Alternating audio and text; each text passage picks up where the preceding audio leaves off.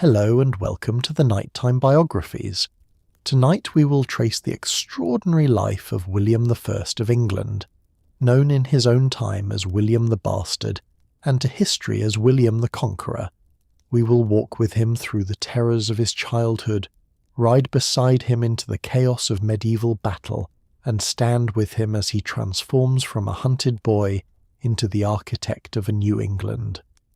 This is a story of survival against impossible odds. It is a story of ruthless ambition and terrible violence. It is also the story of a man who was shaped by cruelty into something that would reshape a nation forever. Before we begin this journey into the medieval world, please take a moment to like this video and subscribe. It is a simple gesture that means a great deal to me and helps bring more stories like this to life. I am always curious to know where in the world you're watching from tonight, so please leave a comment and tell me. In the winter of 1066, on Christmas Day, a man who should never have survived childhood stood crowned in Westminster Abbey as King of England. He had been born a bastard, the son of a duke and a tanner's daughter, conceived in scandal, marked from birth with the stain that medieval society never forgot and never forgave. Before he was 10 years old, the men tasked with protecting him had been murdered one by one, stabbed in the night, ambushed on lonely roads, butchered in the very chambers where the boy slept.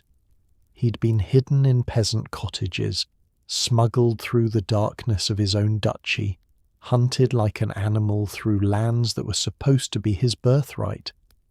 By all the laws of his brutal age, this child should have died young. He should have been one more forgotten casualty in the endless violence of Norman ambition.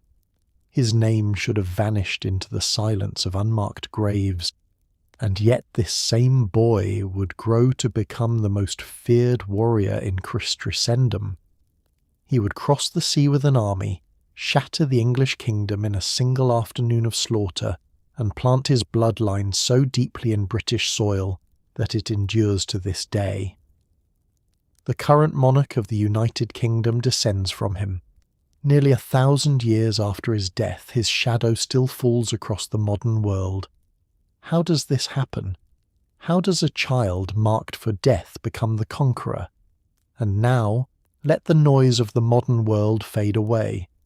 Let us travel back to an age of chain mail and castle walls, of blood oaths sworn on holy relics, of a Europe still carved by violence into the kingdoms we recognize today.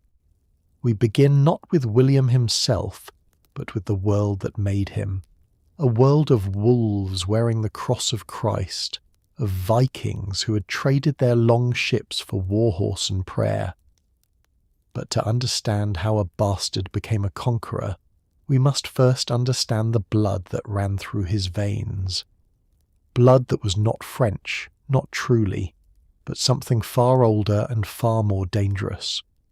More than a century before William drew his first breath, the rivers of France ran red with the blood of Christian monks. The Vikings had come. These Northmen sailed up the Seine in their dragon-proud longships, burning monasteries, slaughtering peasants, and extracting silver from terrified kings. No city was safe. No walls were strong enough. The most famous raiders struck deep into the heart of Francia. And among the most feared was a chieftain whose name would echo through generations, Rollo. We know little of Rollo's origins with certainty.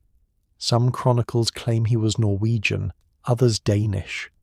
What we know is that by the early 10th century he commanded a formidable force of Viking warriors who had made the lower Seine Valley their hunting ground. In 911, Rollo led his men against the city of Chartres. The siege ended in failure. The Franks managed to defeat the Viking assault, but Rollo and his core followers escaped to continue their raids.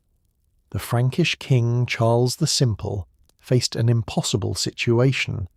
His kingdom was exhausted by decades of Viking attacks. His armies could not be everywhere at once. and so Charles made a decision that would change European history forever. Rather than continue fighting Rollo, he would buy him. The negotiations produced the Treaty of Sinclair-sur-Epte. Rollo would receive a grant of land around the city of Rouen, the lower Seine valley that had already become his raiding base. In exchange, he would convert to Christianity, take a Frankish name, and defend this territory against other Viking raiders. He would become, in effect, a gatekeeper, a wolf set to guard against other wolves. Rollo accepted. He was baptized and took the Christian name Robert. The land he received became known as the land of the Northmen Normandy. What happened next was one of the most remarkable cultural transformations in medieval history.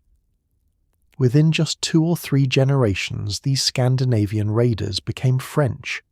They abandoned their Norse tongue for the language of their new homeland. They adopted Frankish laws, Frankish customs, Frankish methods of warfare. They intermarried with local nobility. They built churches where their fathers had burned them. But they didn't lose everything. The Normans retained their ancestors' hunger for land, for conquest, for glory won by the sword. They became some of the finest cavalry warriors in Europe, masters of the mounted charge that would later devastate English shield walls. They built castles first of wood, then of stone, fortifications that allowed them to dominate and control conquered territory. And they produced generation after generation of ambitious younger sons, men with good swords and no inheritance who looked outward for kingdoms to seize. By the 11th century, Normans were everywhere. They carved out realms in southern Italy and Sicily. They joined the Crusades and founded principalities in the Holy Land. They conquered England. Wherever there was land to be taken by force, you would find Normans taking it. These descendants of Vikings had learned to speak French and pray to Christ, but they had not forgotten how to take what they wanted by the sword. And it was into this world of baptized wolves that William's father, Robert, would bring scandal and shame upon his house. The castle at Feuillée still stands today, its grey stone walls overlooking the Normandy countryside much as they did 1,000 years ago. It was here, sometime around 1027 or 1028, that the future conqueror of England was born, not in a marriage bed, but in scandal. Robert was the second son of Duke Richard II of Normandy, and by the late 1020s he had clawed his way to the ducal throne through means that remain murky and possibly bloody. His older brother Richard III died under suspicious circumstances shortly after becoming duke, and Robert inherited the title. Whether Robert had a hand in his brother's death we cannot know. But he was now Duke of Normandy, young, ambitious, and apparently smitten with a woman far beneath his station.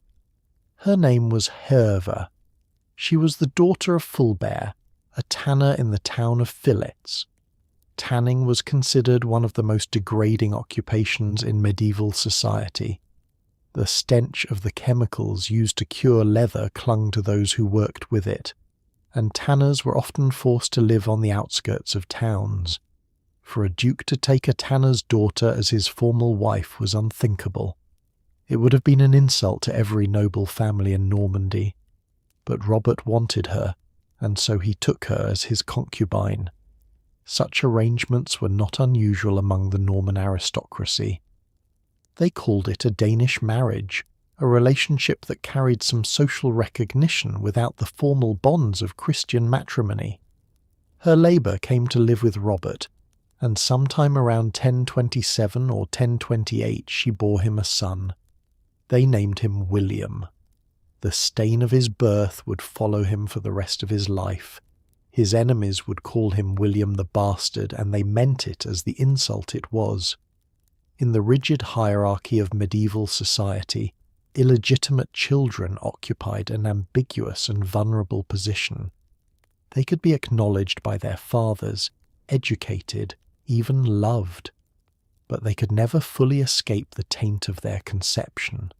Every noble who resented William's power, every rival who coveted his lands, every churchman who disapproved of his policies would find in his birth a ready weapon to use against him. And yet there are signs that Robert genuinely cared for both her lever and his son. When Robert eventually married her off, as noble concubines were often married off once they were no longer needed, he gave her to a powerful viscount named Herendanda Contil.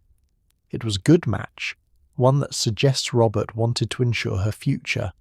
Hera would have 2 more sons by Huruan, and both would play significant roles in William's later life. As for young William, Robert kept him close. The boy was raised in the ducal household, educated alongside legitimate noble children, and treated as his father's heir. Whether William knew from his earliest years that he was different, that his birth was a stain that could never be washed away, we cannot say. But he would learn soon enough. William was perhaps 7 or 8 years old when his father made a decision that would leave the boy utterly alone in a world of enemies. Robert announced that he would walk to Jerusalem and that his bastard son would inherit everything. The pilgrimage to Jerusalem was the holiest journey a Christian of the 11th century could undertake. To walk in the footsteps of Christ, to pray at the Church of the Holy Sepulchre, to wash away a lifetime of sins in the sacred waters of the Jordan. These were spiritual rewards beyond price. Kings and peasants alike made the journey, knowing that many would never return. Robert, Duke of Normandy, announced his intention to go in 1034. He was perhaps 30 years old. Why he chose this moment we cannot say with certainty. Perhaps genuine piety moved him. Perhaps guilt over his possible role in his brother's death drove him to seek absolution. Perhaps he simply wanted adventure. The chance to see the fabled cities of the East that every Norman had heard about in song and story. But Robert faced a problem. He had no legitimate sons. His only child was William, 7 or 8 years old, illegitimate and by every standard of the time an unsuitable heir. To leave Normandy without a designated successor was to invite civil war. To designate a bastard child was to invite rebellion. Robert chose his son. Before his departure, the Duke summoned his vassals, the great lords and barons of Normandy, and demanded that they swear allegiance to William as his rightful heir. One by one, the Norman nobility knelt before a small boy and pledged their loyalty. King Henry I of France, Normandy's feudal overlord, recognised the arrangement. Archbishop Robert of Roux, the Duke's uncle and the most powerful churchman in the Duché, agreed to oversee the regency during William's minority. With these arrangements made, Robert set out for Jerusalem. He travelled overland through France, crossed the Alps, and made his way through the Byzantine Empire toward the Holy Land. The journey took months. He reached Jerusalem, fulfilled his vows, and began the long return. He never made it home. In July of 1035, somewhere in the city of Nia in Asia Minor, Robert died. The sources do not agree on the cause: disease, poison, or simple exhaustion from the grueling journey. He was buried far from Normandy, far from the son he had left behind, far from the douche that now had no duke but a frightened child. News of Robert's death travelled slowly across the Mediterranean and through the mountain passes. By the time word reached Normandy, William was perhaps 8 years old. He was now, in name at least, Duke of Normandy, master of one of the most powerful territories in France.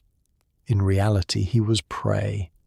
The nobles had sworn their oaths to a dying duke, but oaths meant little when the one they protected was a child and illegitimate at that. Within months of Robert's death, the wolves began circling. The Duche of Normandy in the late 1030s was a land consuming itself. With Robert dead and his son too young to rule, the carefully maintained order of the Duke collapsed almost overnight.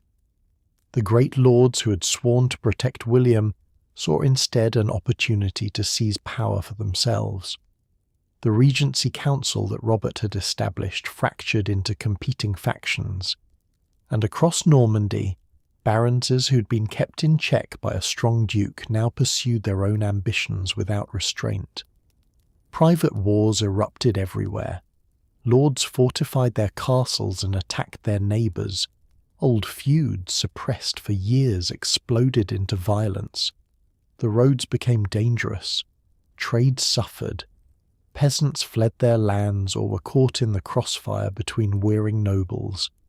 The douche that Rollo's descendants had built over more than a century was tearing itself apart. And at the centre of this chaos was a small boy. William's official protectors did what they could. Archbishop Robert of Rouen tried to maintain some semblance of ducal authority. A council of guardians was appointed to watch over the young duke's person and administer his domains, but their power was limited and their enemies were many. The chroniclers who later recorded these years painted a picture of constant terrifying danger. William was moved from castle to castle, never staying long in one place. When even his own fortresses became unsafe, he was hidden in the homes of peasants, the son of a tanner's daughter, concealed among the common people his ancestors had ruled for generations. There are stories of the boy being woken in the dead of night and spirited away just hours before armed men arrived to seize him. What does this do to a child? To never know if the next sunrise will bring safety or death. To watch the men sworn to protect you fail one after another. To understand even at 8 or 9 years old that powerful people want you dead. The sources do not tell us what William thought or felt during these years. Medieval chroniclers were not interested in psychology, but we can see the effects in the man he became. The cold suspicion, the ruthless pragmatism, the absolute unwillingness to show mercy to anyone who threatened his power. These traits were not born in him. They were forged in the terror of his childhood. The boy survived those early years through a combination of luck, the loyalty of a few devoted servants, and perhaps his own native cunning. He learned to read men's faces, to detect the false smile, to trust no one completely. He watched as the douche his father had left him was carved up by ambitious nobles, and he waited. Young William survived those early years by luck and loyal servants. But survival was not enough for those who wanted him dead. They began eliminating everyone who stood between them and the child. The killing began with William's guardian, Gilbert of Billon. Gilbert was the Count of Billon, a powerful noble who had been appointed to oversee the young duke's safety and education. He was also one of the few men in Normandy with both the means and the loyalty to actually protect William. Sometime around 1040, Gilbert was assassinated, ambushed, and killed by rivals who wanted him out of the way. His death left William more vulnerable than ever. The message was clear. Anyone who stood too close to the bastard duke would share his fate. Next came Turold, William's tutor. The sources tell us little about this man except that he was tasked with educating the young duke and that he barely escaped with his life. When assassins came for him, Turold managed to flee. But his survival was the exception, not the rule. The most shocking murder came in the form of Osborne the steward. Osborne was responsible for managing the young duke's household, a position of enormous trust and importance. He was also presumably someone William saw every day, perhaps even one of the few adult figures the boy could rely on. Osborne was killed in William's own bedchamber. The account varies in its details, but the core fact remains chilling. Assassins penetrated the ducal residence, found their way to the most private chambers, and killed one of William's closest protectors while the boy slept nearby. Some versions suggest that William was in the room when it happened, a child waking to screams and blood in the darkness. Whether or not young William witnessed the murder, he certainly knew about it. The man who had helped care for him, who had shared his daily life, had been butchered mere feet from where he slept. No fortress was safe. No guardian could be trusted to survive. The cumulative effect of these assassinations was devastating. By the time William reached his teenage years, nearly every protector his father had appointed was dead or fled. The Regency Council had collapsed.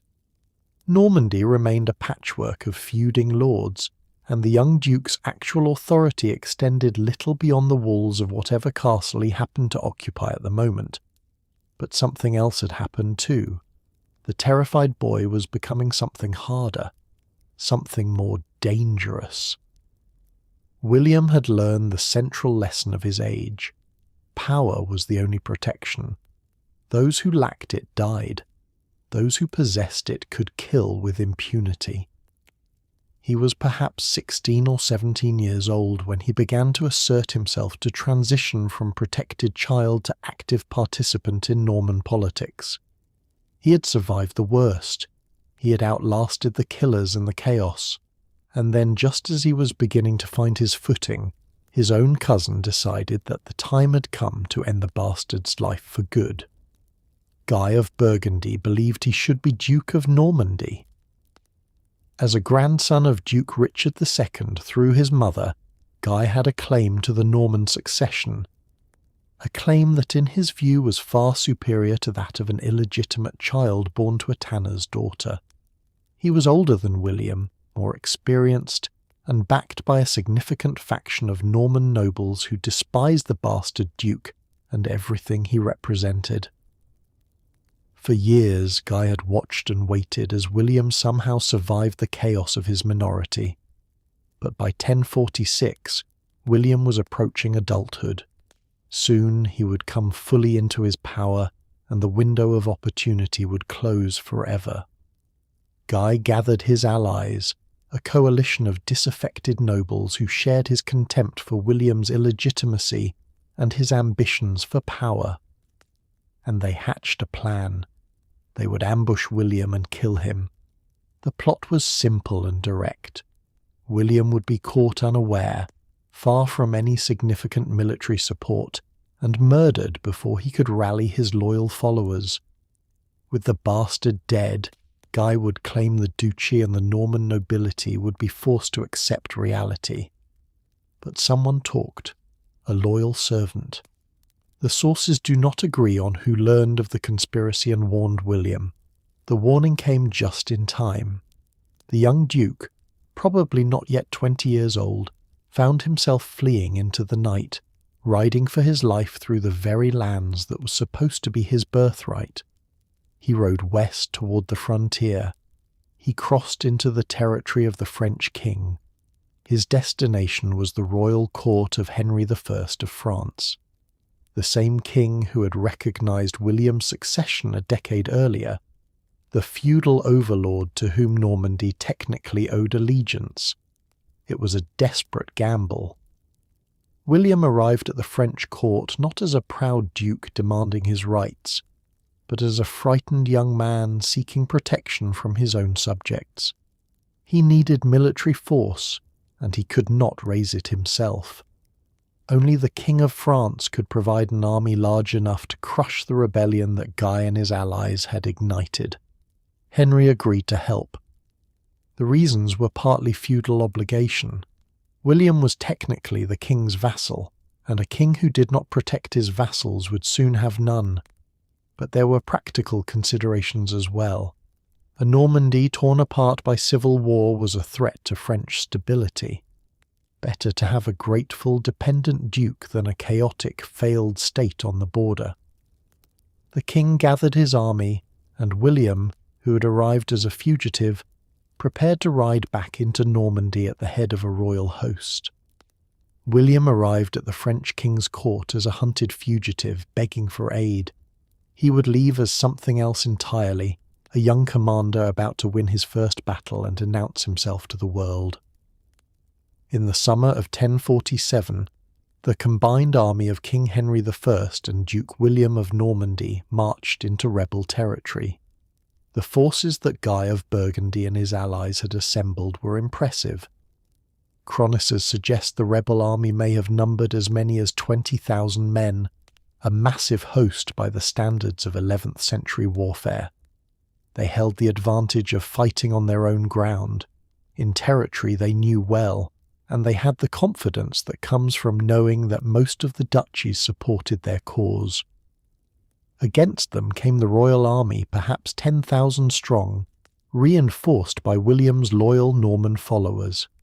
The young duke was not yet 20 years old. He had never commanded in a real battle.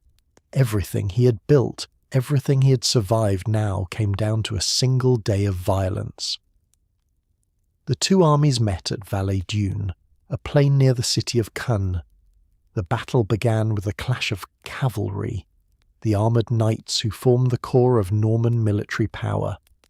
These were not the disciplined charges of later medieval warfare, but a series of chaotic engagements as groups of horsemen rode at each other with lance and sword. The rebel numbers were greater, but the royal army had cohesion and the presence of the king himself. William fought in the front lines alongside King Henry. Whatever else we might say about the young duke, his ruthlessness, his cruelty, his suspicious nature, no one ever questioned his personal courage. He led from the front, risking his life beside common soldiers, demonstrating that he was willing to bleed for his own cause. Then came a crucial turning point. In the midst of the fighting, a Norman baron named Ralph Tesson switched sides. Ralph had begun the battle in the rebel army, but something, conscience, calculation, or the shifting momentum of combat changed his mind. He turned on his former allies and joined William's cause. The betrayal broke something in the rebel ranks. Confidence collapsed. The huge army that had assembled to destroy the bastard duke began to fall apart. First individuals fled, then whole units. What had been an orderly battle became a rout. The rebels ran for their lives, pursued by the victorious cavalry. Their line of retreat took them toward the river, and this is where the slaughter truly began.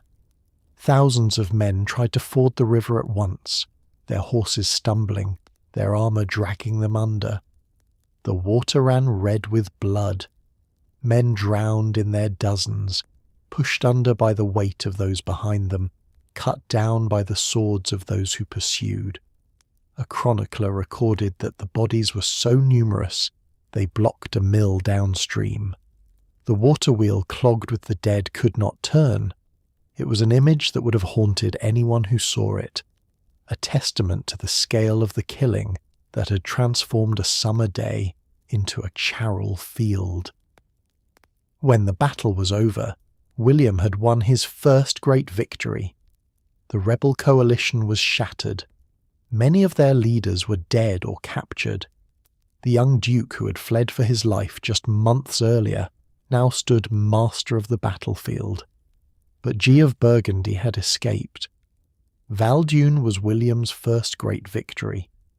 But Guy of Burgundy had escaped the slaughter and retreated to his castle at Bayonne. The siege that followed would test William's patience for years and reveal a relentlessness that would define his reign. The castle at Bonn was a formidable stronghold. Guy of Burgundy had chosen his refuge well.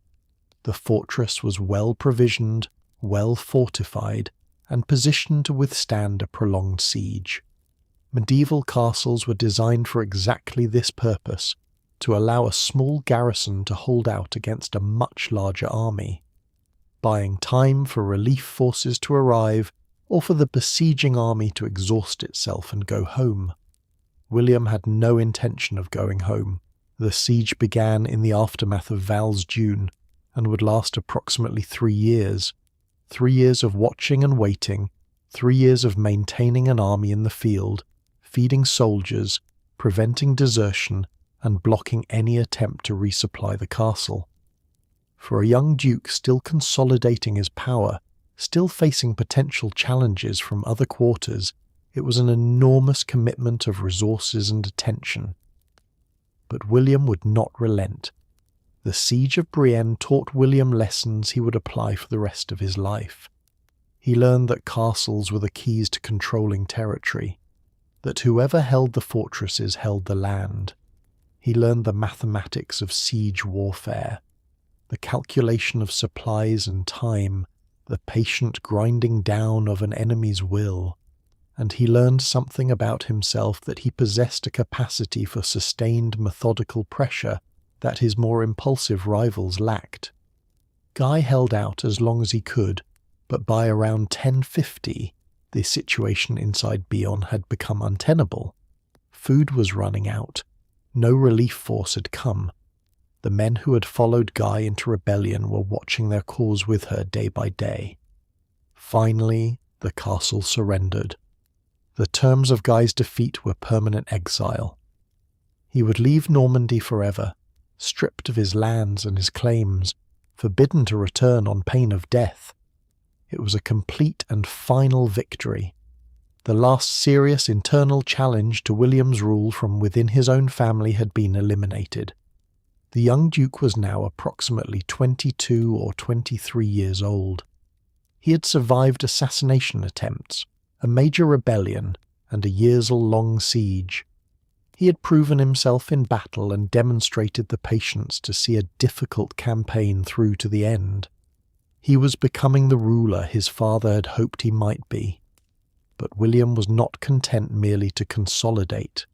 He was about to make a decision that would demonstrate both his ambition and his willingness to defy the highest authority in Christendom. When Brian finally fell, Guy of Burgundy was exiled forever. William had eliminated the last direct challenge to his rule from within his own family. But he was about to create a scandal that would bring the wrath of the Pope himself down upon Normandy. Her name was Matilda, and she was exactly the kind of bride an ambitious duke should seek. Matilda was the daughter of Bulwin V, Count of Flanders, one of the richest and most powerful territories in northern Europe. Her mother was the daughter of King Robert II of France, giving Matilda royal blood. She was educated, capable, and brought with her the prospect of a military alliance that would secure Normie's northeastern frontier. For William, still working to consolidate his power, marriage to Matilda would be a political masterstroke. There was, however, a problem.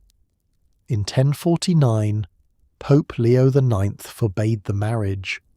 The exact reasons remain unclear. Some historians believe there was a degree of consanguinity, a blood relationship within the prohibited degrees that made the union technically incestuous in the eyes of the Church. Others suggest that Matilda may have been previously betrothed, making new marriage canonically irregular. Whatever the official justification, the papal ban was clear and explicit. William and Matilda were forbidden to wed. William married her anyway. The ceremony took place sometime around 1051 or 1052, in open defiance of papal authority. It was an extraordinary risk. Excommunication, being cut off from the sacraments of the Church, denied Christian burial, condemned to hell, was the standard penalty for defying a direct papal prohibition. William was gambling his immortal soul, at least in the eyes of his contemporaries, for this marriage. Why take such a risk? The political benefits were obvious, but politics alone rarely inspire men to defy God. Something more personal seems to have been at work. William and Matilda would remain married for over 30 years until her death in 1083. They had at least 9 children together. When William was away, which was often given his constant military campaigns, Matilda served as a regent, governing his territories with evident competence. This was not a cold political arrangement, but a genuine partnership. Matilda herself was a remarkable figure. Archaeological examination of her remains suggests she was exceptionally small, perhaps 4 feet 2 inches in tall, though such measurements from skeletal remains are approximate. But her physical stature bore no relationship to her strength of character. She would prove herself a capable administrator, a devoted mother, and one of the few people William seems to have genuinely trusted throughout his life. The papal ban was eventually lifted probably in the late 1050s or early 1060s. William and Matilda founded 2 great abbeys at Caen, one for monks, one for nuns, as penance for their unsanctioned union.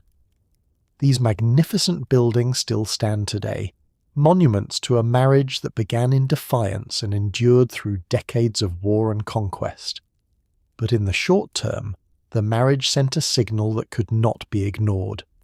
William was no longer the grateful protetinain, dependent on the goodwill of others.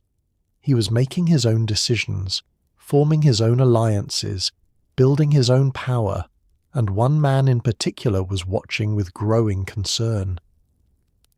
The marriage to Matilda brought William powerful allies in Flanders, but it also demonstrated something dangerous to his overlord, King Henry of France. The young duke was no longer a grateful protetcitizen, he was becoming a rival. The man who had saved William's life now wanted him dead. King Henry I of France had marched into Normandy in 1047 to rescue a desperate young duke from rebellion. He had provided the royal army that crushed the rebels at Val-ès-Dunes. He had watched William fight beside him in the chaos of cavalry battle. For years afterward, the relationship had seemed secure, the grateful vassal serving his powerful overlord, but gratitude has a short lifespan in politics, and William was no longer the frightened boy who had ridden to the French court, begging for protection. By the early 1050s, William had transformed Normandy. The endless private wars of his minority had been suppressed. The great lords who had once murdered his guardians now bent the knee or faced exile. His marriage to Matilda of Flanders had secured a powerful alliance on his northeastern border, and his defiance of the papal marriage ban had demonstrated something that Henry could not ignore. William was willing to act on his own authority regardless of what higher powers might think. A strong independent Normandy was not in the French king's interests. Henry had helped create William precisely because a weak dependent duke was useful, a buffer state that owed its existence to royal favour. A powerful duke who made his own alliances and ignored papal commands was something else entirely.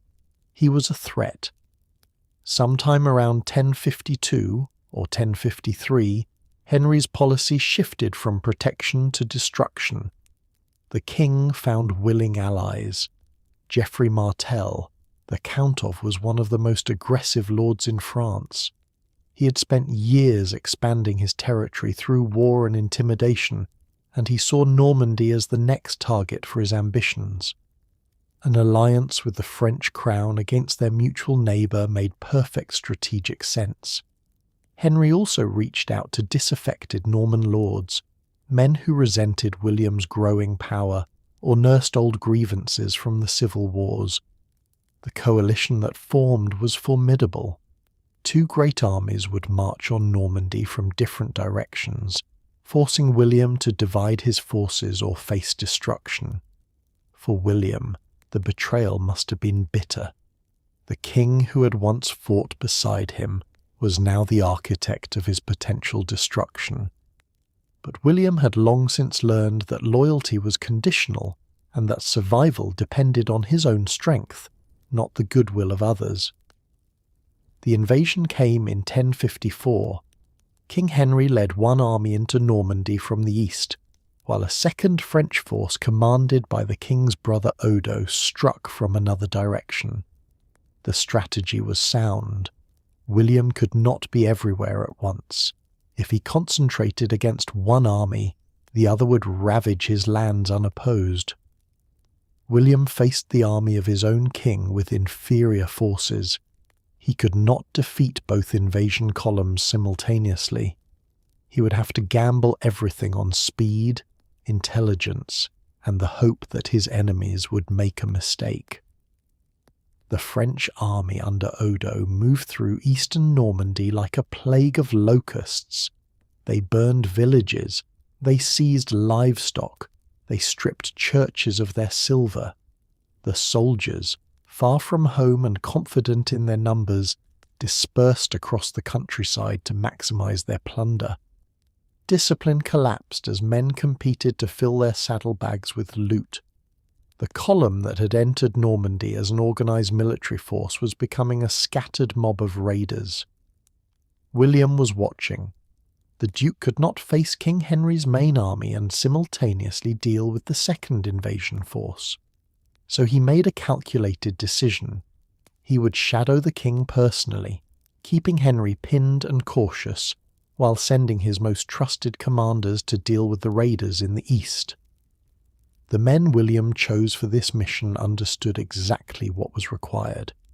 They gathered a fast-moving force of Norman cavalry and rode hard toward the French position. They found the enemy exactly as they had hoped, spread out, disorganized. Their attention focused on plunder rather than defense. The attack came without warning. Near the town of Mortimer, the Norman cavalry struck the French column with devastating force. The raiders, caught completely off guard, had no time to form defensive positions. What followed was less a battle than a slaughter. French knights were cut down as they fled. Soldiers were written down in the fields they had been looting moments before. The Eastern Army ceased to exist as a fighting force in a matter of hours. The casualties among the French nobility were staggering. Dozens of knights were killed outright. Many more were captured, including Guy, the Count of Ponthieu, a valuable prisoner who would remain in Norman custody for years. The survivors fled back toward France carrying news of the disaster.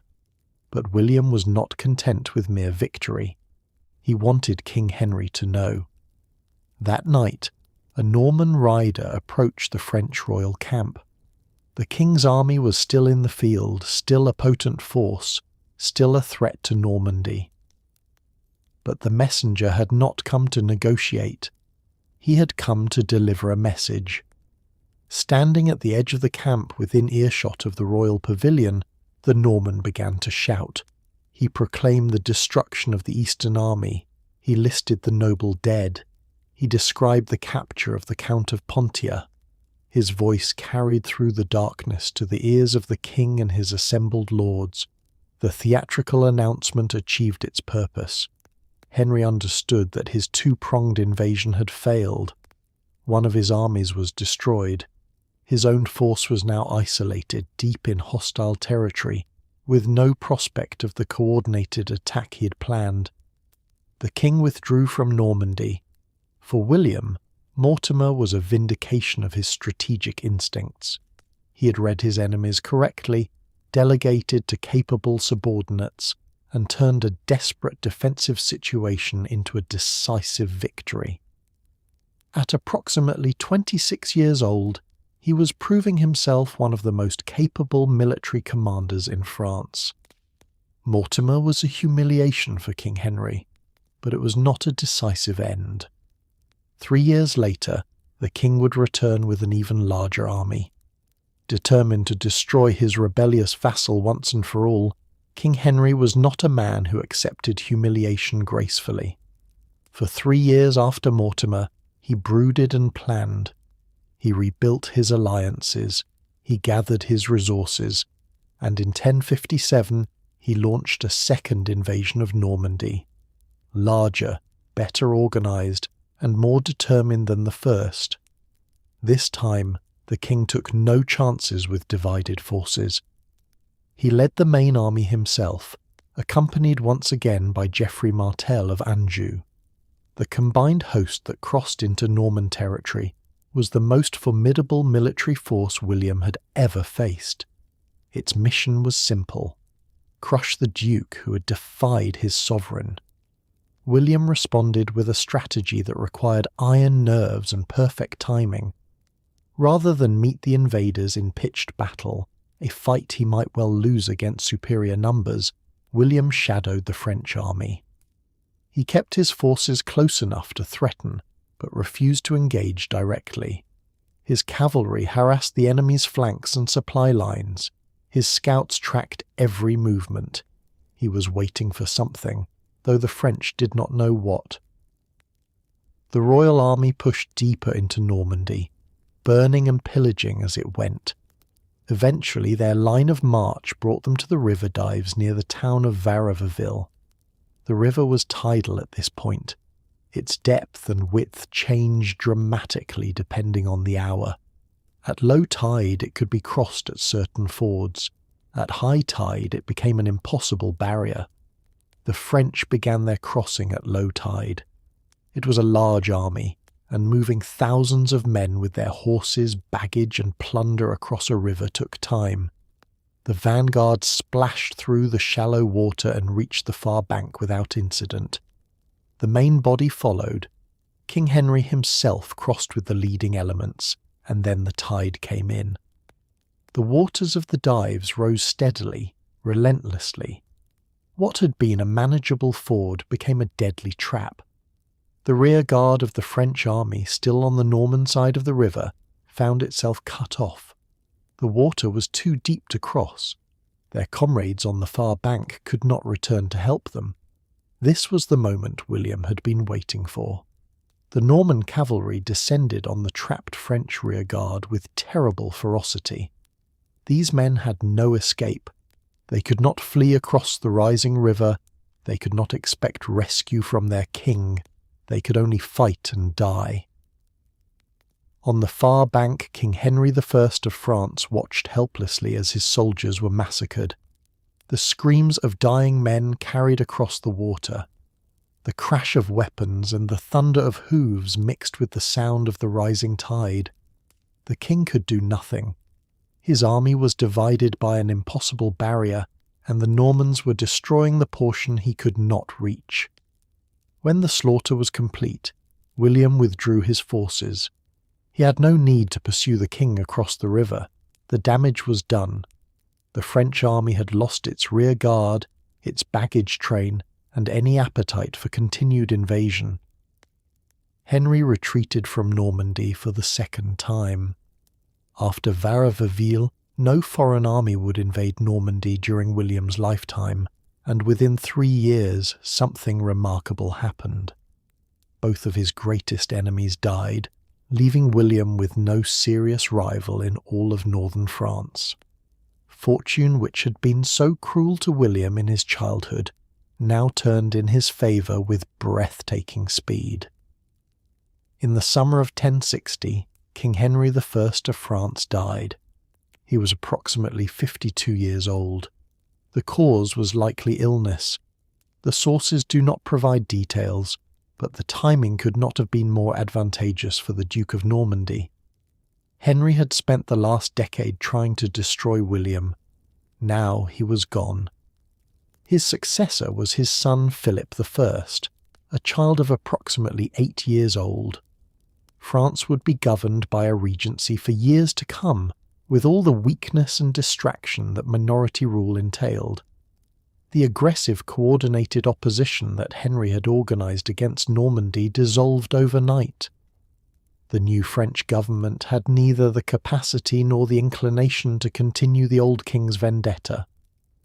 But the transformation of William's strategic position did not end there. Geoffrey Martel, the formidable Count of Anjou, died in November of 1060, just months after King Henry. Geoffrey had been one of William's most dangerous enemies, a relentless expansionist who had allied with the French crown to crush Normandy. His death triggered a succession crisis in Anjou that would consume the county for years. Geoffrey left no legitimate sons. The struggle over his inheritance pitted rival claimants against each other, diverting on energy and resources away from external adventures. The power that had threatened William's southern border was suddenly preoccupied with its own internal conflicts.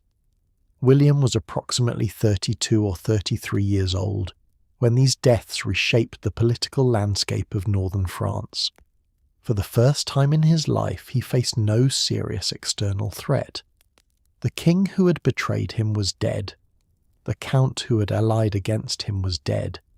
The Regency government in Paris had no interest in continuing old wars. The succession struggle in Anjou removed any threat from that quarter. From a duke who had spent his entire reign fighting for survival, William was suddenly transformed into the dominant power in the region. His Normandy was stable, prosperous, and defended by one of the finest military forces in France. His marriage alliance with Flanders secured his northeastern border. His reputation as a commander was unmatched after the victories at Mortimer and Varaville. For a man of lesser ambition, this might have been enough. He could have consolidated his gains, enjoyed his prosperity and ruled Normandy in peace until old age claimed him. But William was not a man of limited vision. He had spent his life fighting for what was his by right, and across the narrow sea in the Kingdom of England he believed another inheritance awaited him. With Normandy secure and his enemies dead or weakened, William could finally turn his full attention to a prize he'd been considering for years: the crown of England itself. The King of England was a man caught between two worlds. Edward, whom later generations would call the Confessor for his exceptional piety, had spent the formative decades of his life not in England but in Normandy. When the Danish King Nut had conquered England in 1016, the young Edward, son of the deposed English King Ethelred, had fled across the Channel with his mother Emma. Emma was herself a Norman, the daughter of Duke Richard I, which meant that Edward was half Norman by blood. For more than 25 years, Edward lived in Norman exile. He learned the Norman language, absorbed Norman culture, and formed friendships with Norman nobles. When he finally returned to claim the English throne in 1042, he was a stranger in his own kingdom, a man who thought and spoke like a Norman, ruling over a people who viewed him with suspicion. Edward's reign was marked by this fundamental tension. He surrounded himself with Norman favourites, granting them positions of power that the English nobility resented. But real power in England belonged to the Godwin family, a clan of English whose wealth and influence rivaled the crown itself. Earl Godwin of Wessex was the most powerful man in England after the king. His sons held earldoms across the realm. His daughter Edith was married to Edward himself. The Godwin family had effectively captured the monarchy, and Edward could do little without their consent. The great weakness of Edward's position was his lack of an heir. His marriage to Edith produced no children. Whether by choice, circumstance, draw, or divine will, the sources do not agree. As Edward aged, the question of succession became increasingly urgent. Who would inherit the English throne when the Confessor died? Multiple candidates emerged, each with a claim of some kind. Edgar Rathling was the grandson of Edward's half-brother, Edmund Ironside. He represented the ancient royal house of Wessex, the bloodline of Alfred the Great. But Edgar was young and had no power base of his own. Harold Hardrada, King of Norway, claimed the throne through a chain of Scandinavian agreements stretching back to the reign of Cut. His claim was dubious, but backed by one of the most formidable military reputations in Europe. Harold Godwinson, son of El Godwin and brother of Queen Edith, had no royal blood, but he was the most powerful man in England, a proven military commander, and positioned to seize the throne by sheer political dominance. And then there was William of Normandy. William's claim rested on his blood connection through Emma of Normandy, Edward's mother and William's great-aunt. More importantly, William asserted that Edward had promised him the throne directly. According to Norman sources, Edward made this promise during a period around 1051 or 1052 when the Confessor was in conflict with the Godwin family and leaning heavily on Norman support. Whether such a promise was actually made, and whether it would be binding even if it was remained open questions. But promises made in private meant little in the brutal world of medieval succession. If William was to press his claim, he would need something more, a public oath sworn on holy relics that would make any rival look like a perjurer before God. In the year 1064, Harold Godwinson sailed from England and landed in Normandy. Why he made this journey remains one of the great mysteries of medieval history. The sources offer conflicting explanations. Some suggest Harold was shipwrecked on the Norman coast by accident, a storm blowing him off course from a fishing expedition or coastal voyage. Others claim Edward the Confessor sent Harold on a diplomatic mission, perhaps to confirm William's status as heir. A third theory suggests Harold was attempting to negotiate the release of family members held hostage in Normandy since the 1050s. Whatever brought him there, the result was the same. Harold found himself on William's territory, effectively in William's power. The Norman Duke received his unexpected guest with elaborate courtesy. Harold was treated as an honoured visitor, entertained lavishly, and invited to join William on a military campaign against Brittany. The two men rode together, fought together, and seemed to forge something like friendship. William even kneed Harold's younger brother during the expedition, a gesture of respect and connection. But beneath the Chivalric display, something else was happening. Harold was a guest who could not leave. The hospitality that surrounded him was also a cage, and William intended to extract a price for his eventual release. The price was an oath. At some point during Harold's stay, the sources disagree on exactly when and where. He was brought before an assembly and asked to swear his support for William's claim to the English throne. Harold would promise to uphold William's succession after Edward's death, to work toward that end in England, and to oppose any rival claimants. It was an extraordinary demand. Harold was being asked to renounce his own ambitions and pledge his loyalty to a foreign duke. But what choice did he have? He was far from home, surrounded by Normans with no army to enforce his will. Refusal might mean imprisonment, or worse, Harold swore the oath. The ceremony itself became legendary.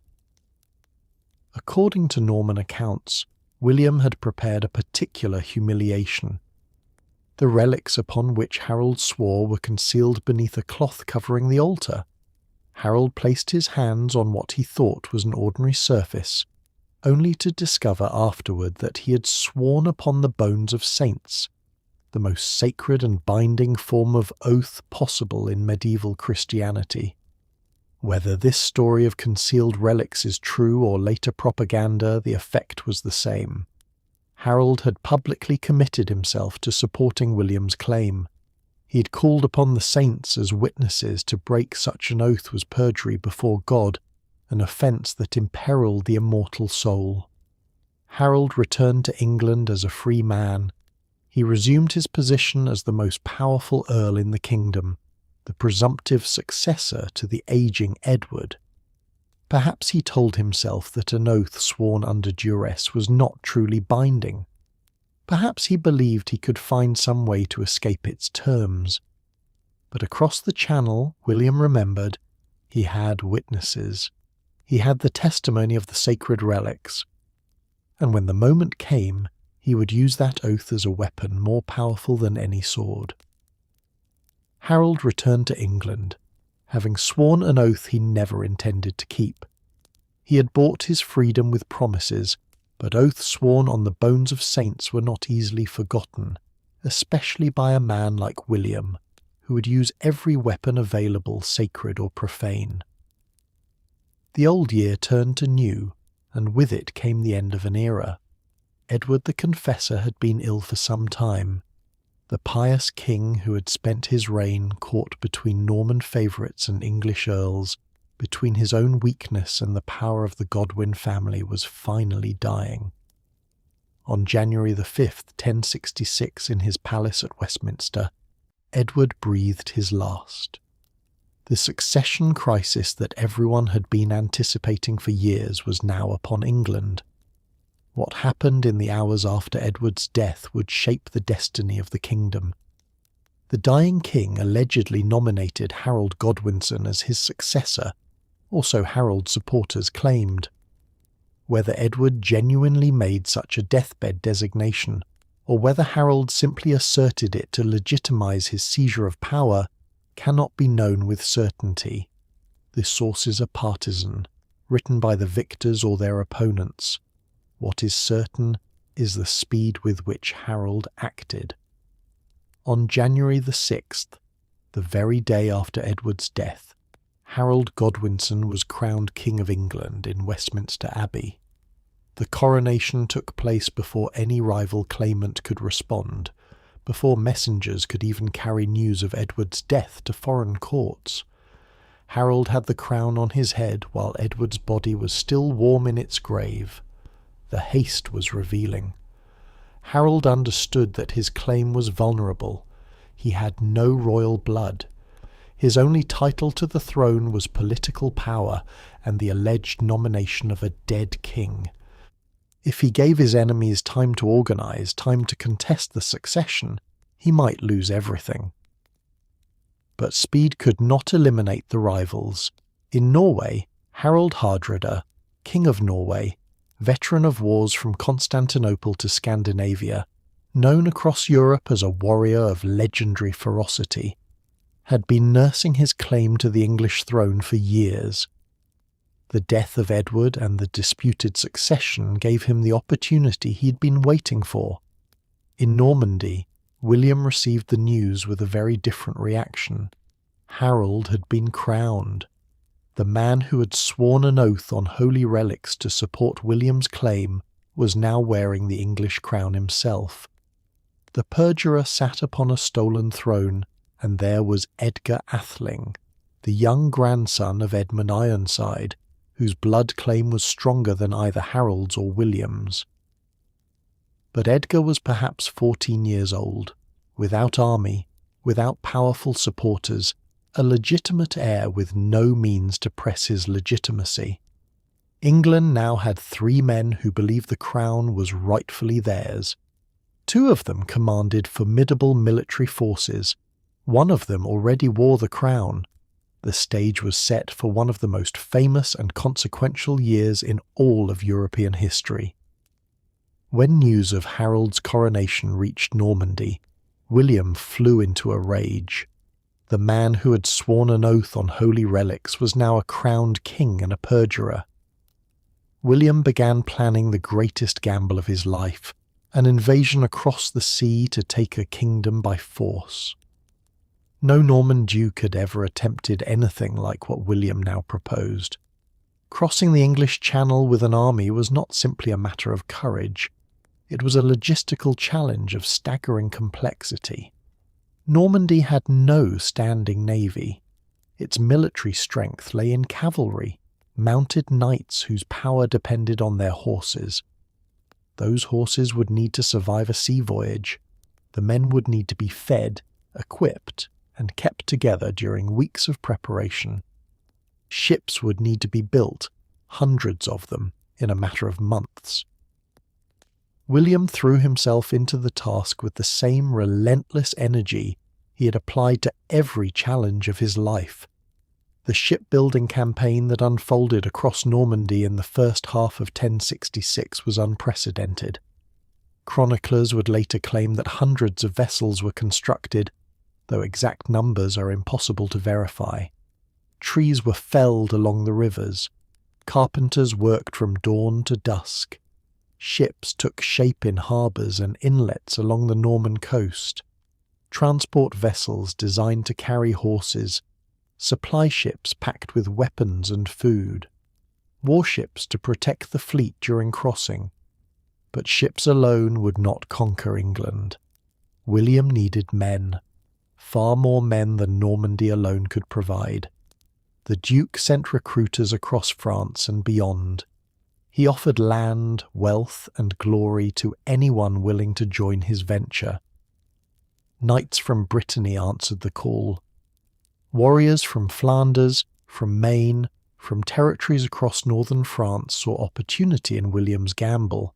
Even adventurers from more distant lands, Normans who had settled in southern Italy, landless younger sons from across Europe, made their way to the Norman ports. The army that assembled was not a feudal host in the traditional sense. Many of these men owed William no personal loyalty. They came for plunder, for land, for the chance to carve out fortunes in a conquered kingdom. The invasion force was as much a joint stock venture as a military campaign. William also secured a prize that transformed his enterprise from a land grab into something with moral authority. He sent envoys to Rome to Pope Alexander II pleading his case. Harold was a perjurer, William argued, a man who had broken a sacred oath sworn on holy relics. The English Church was corrupt and needed reform. William would be an instrument of divine justice, the Pope agreed. He sent William a papal banner, a consecrated standard that proclaimed the invasion to be sanctioned by the highest spiritual authority in Christendom. For William's followers, this was not merely a war of conquest. There was a crusade against an oathbreaker. By late summer, the preparations were complete. The fleet was assembled at the mouth of the river Dives. The army was gathered, perhaps 7,000 men and 2,000 to 3,000 horses, a massive force by 11th century standards. William had gambled everything on this venture. His treasury was exhausted. His credibility depended on success. And then the weather turned against him. For 6 weeks, contrary winds trapped the Norman fleet on the French shore. Day after day, William watched the sky and waited. His army consumed supplies. His horses needed fodder. R'yl began to fray as men wondered if God was warning them against the enterprise. By August of 1066, William's fleet was ready, and his army assembled at the mouth of the river Dives. But for 6 weeks, contrary winds trapped them on the Norman shore. While William waited and prayed for favourable weather, another invasion force was already sailing for England from Norway. Harold Hardrada was not a man who waited for permission. The King of Norway had spent his life seizing what he wanted. As a young man, he had fled his homeland after a failed rebellion and wandered the world as a mercenary. He had served in the elite Varangian Guard of the Byzantine Emperor, fighting from Sicily to Bulgaria. He had accumulated a fortune in plunder and reputation. When he finally returned to Scandinavia, he had conquered Norway itself and spent years locked in bloody wars with Denmark. Now, at approximately 50 years old, Hardrada saw one final prize within reach, the English throne. His claim rested on a chain of dubious agreements. Decades earlier, Magnus the Good, then King of Norway and Denmark, had supposedly made a pact with Arthur, the Danish King of England, agreeing that if either died without an heir, the other would inherit his kingdoms. Magnus died before he could press this claim. Hardrada, as his successor, argued that the right had passed to him. It was a thin justification for invasion.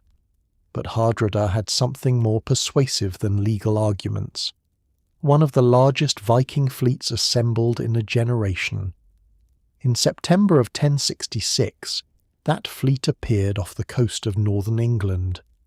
Hardrada had perhaps 300 ships carrying an army of several thousand warriors. He was joined by an unexpected ally, Tostig Godwinson, the exiled brother of King Harold. Tostig had been driven from his earldom of Northumbria by a rebellion the previous year.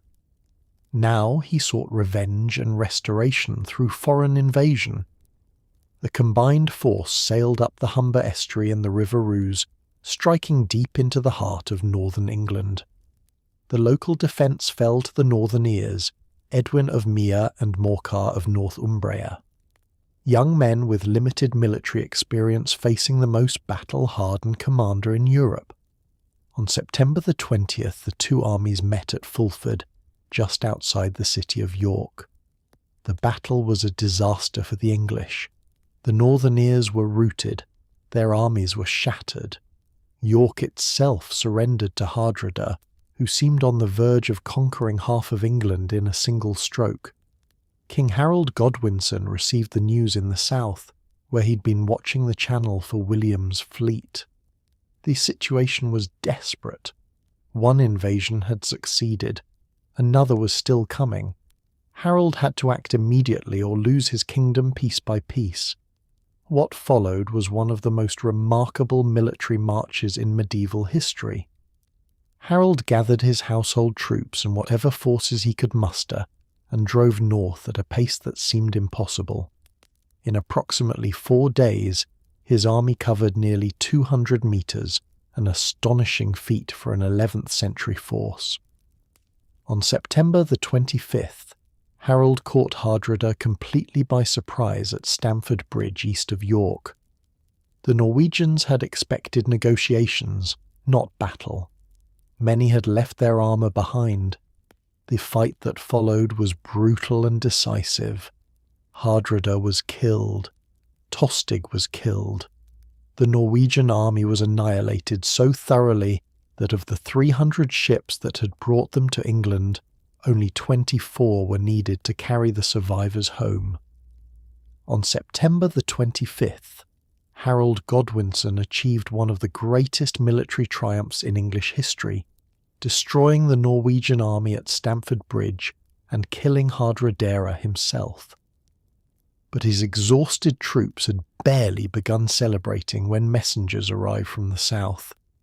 William had finally crossed the Channel. The wind changed on September the 27th.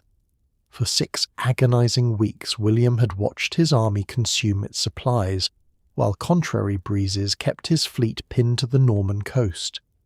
He had moved the invasion force north to Saint-Valery-sur-Somme, seeking a shorter crossing route. He had ordered the relics of the local saint to be paraded through the camp, praying for divine intervention. And finally, on the evening of September the 27th, the wind shifted to the south. William gave the order to sail. The fleet departed as darkness fell. Hundreds of ships moved out into the Channel, transports laden with horses, supply vessels packed with weapons and food, and at the head of the armada, William's own ship, the Moa, a gift from his wife Matilda. A lantern burned at the masthead of the ducal vessel, a beacon for the fleet to follow through the night. The crossing took perhaps 12 hours. Throughout that long night, the Norman ships ploughed through the darkness toward an unknown reception. William had no way of knowing what awaited him on the English shore. For all he knew, Harold's army might be drawn up on the beaches, ready to push the invaders back into the sea. At dawn on September the 28th, the Norman fleet made landfall at Pevney Bay on the Sussex coast. The beach was empty. No English army waited to oppose them, by sheer fortune or by the grace of God, as William surely believed. They had landed unopposed. The disembarkation began immediately. Getting thousands of men and horses off ships and onto a hostile shore was a complex operation. The horses, stiff from the crossing, had to be coaxed down gangplanks. Equipment and supplies had to be unloaded. A defensive perimeter had to be established before any counterattack could arrive. It was during this frantic activity that William stumbled. The Duke was coming ashore when he lost his footing and fell forward, landing face down in the sand of England. For a medieval army, such an omen could be devastating, a sign that God disapproved of the enterprise, that the invasion was cursed before it began. William's reaction revealed the quick thinking that had saved him so many times before. He rose to his feet with his hands full of English soil. According to the chroniclers, he declared that he had taken seisin of the land, that he was grasping his kingdom, claiming it by right of conquest. A potential disaster became a propaganda triumph. The men who had gasped in fear now cheered at their duke's bold interpretation. Over the following hours, the Norman army established itself at Pevensey. They fortified their position using the remains of an old Roman fort. They sent out scouts to gather intelligence, and they began doing something that was both strategic and deeply personal. They started burning. The lands around Pevensey belonged to the earldom of Wessex, Harold Godwinson's personal territory. By devastating these estates, William was sending a message that the English king could not ignore. Either Harold came south to defend his own people and property, or he would be seen as a king who abandoned his subjects to foreign invaders. William had landed unopposed. Harold's army was 400 metres to the north. The Norman duke had perhaps 2 weeks before the English king could march south. He spent that time doing something that would define his entire conquest. He began to ravage the land, forcing Harold to come to him. Smoke rose from the Sussex countryside in columns that could be seen for miles. William's army moved through Harold Godwinson's personal territory with systematic brutality. Villages that had stood for generations were put to the torch. Livestock was slaughtered or driven off. Crops ready for autumn harvest were trampled or burned in the fields. The peasants who worked these lands, Harold's own tenants, the people who owed him loyalty and service, watched their world destroyed by foreign soldiers who spoke a language they could not understand. This was not random violence. This was strategy. William understood something fundamental about his situation. He had successfully crossed the Channel and established a beachhead, but he was still vulnerable. His army, however formidable, was far from home and could not be reinforced. If the English chose to avoid battle, to harry his forces, to cut his supply lines while gathering an overwhelming host, the invasion could still fail. The Duke needed Harold to fight, and to fight soon before the English could concentrate their full strength. The lands William was devastating belonged to the earldom of Wessex. These were not random English territories. They were Harold's own estates, the source of his personal wealth, and the foundation of his political power. Every burning farmstead was a message. Every slaughtered animal was a challenge. The new King of England was being told that he could not protect his own people. For Harold, this created an impossible dilemma. A medieval king's legitimacy rested on his ability to defend his realm. If Harold allowed his personal lands to be ravaged without response, he would look weak. His subjects would question whether he could protect anyone. The lords who had supported his coronation might begin to reconsider their allegiance. The longer William burned, the more Harold's authority eroded. Harold's advisers reportedly urged caution. "Wait," they counselled, "gather more troops. Let the third, the general levy of English fighting men, assemble from across the kingdom." Time was on England's side. Winter was approaching, and a Norman army trapped on English soil through the cold months would starve or freeze. But Harold could not wait. His army had just completed one of the most gruelling marches in medieval history. Racing from London to Stamford Bridge and back, his best household troops, the professional warriors who formed the core of his military strength, were exhausted. Many of his soldiers had been killed or wounded fighting the Norwegians. He needed rest and reinforcement. Instead, he chose to march. The strategy worked exactly as William intended. Harold, despite advice to wait and gather more troops, marched his exhausted army south at punishing speed. On the night of October the 13th, the English army arrived on a ridge overlooking the Norman position. Battle would come with the dawn. The ridge they called Senlac Hill rose from the Sussex landscape like a natural fortress. Harold had chosen his ground well. The English position occupied the crest of a long, narrow ridge. The slope before them was steep enough to tire advancing infantry and slow-charging cavalry. The flanks were protected by broken ground, ravines, and marshy areas that would channel any attack into the killing zone directly ahead. If the English could hold this position, they could bleed the Norman army white. At the base of the hill, perhaps 800 yards away, William's forces assembled in the grey light of October the 14th. The two armies that faced each other that morning represented fundamentally different approaches to warfare. Harold's English host was built around infantry.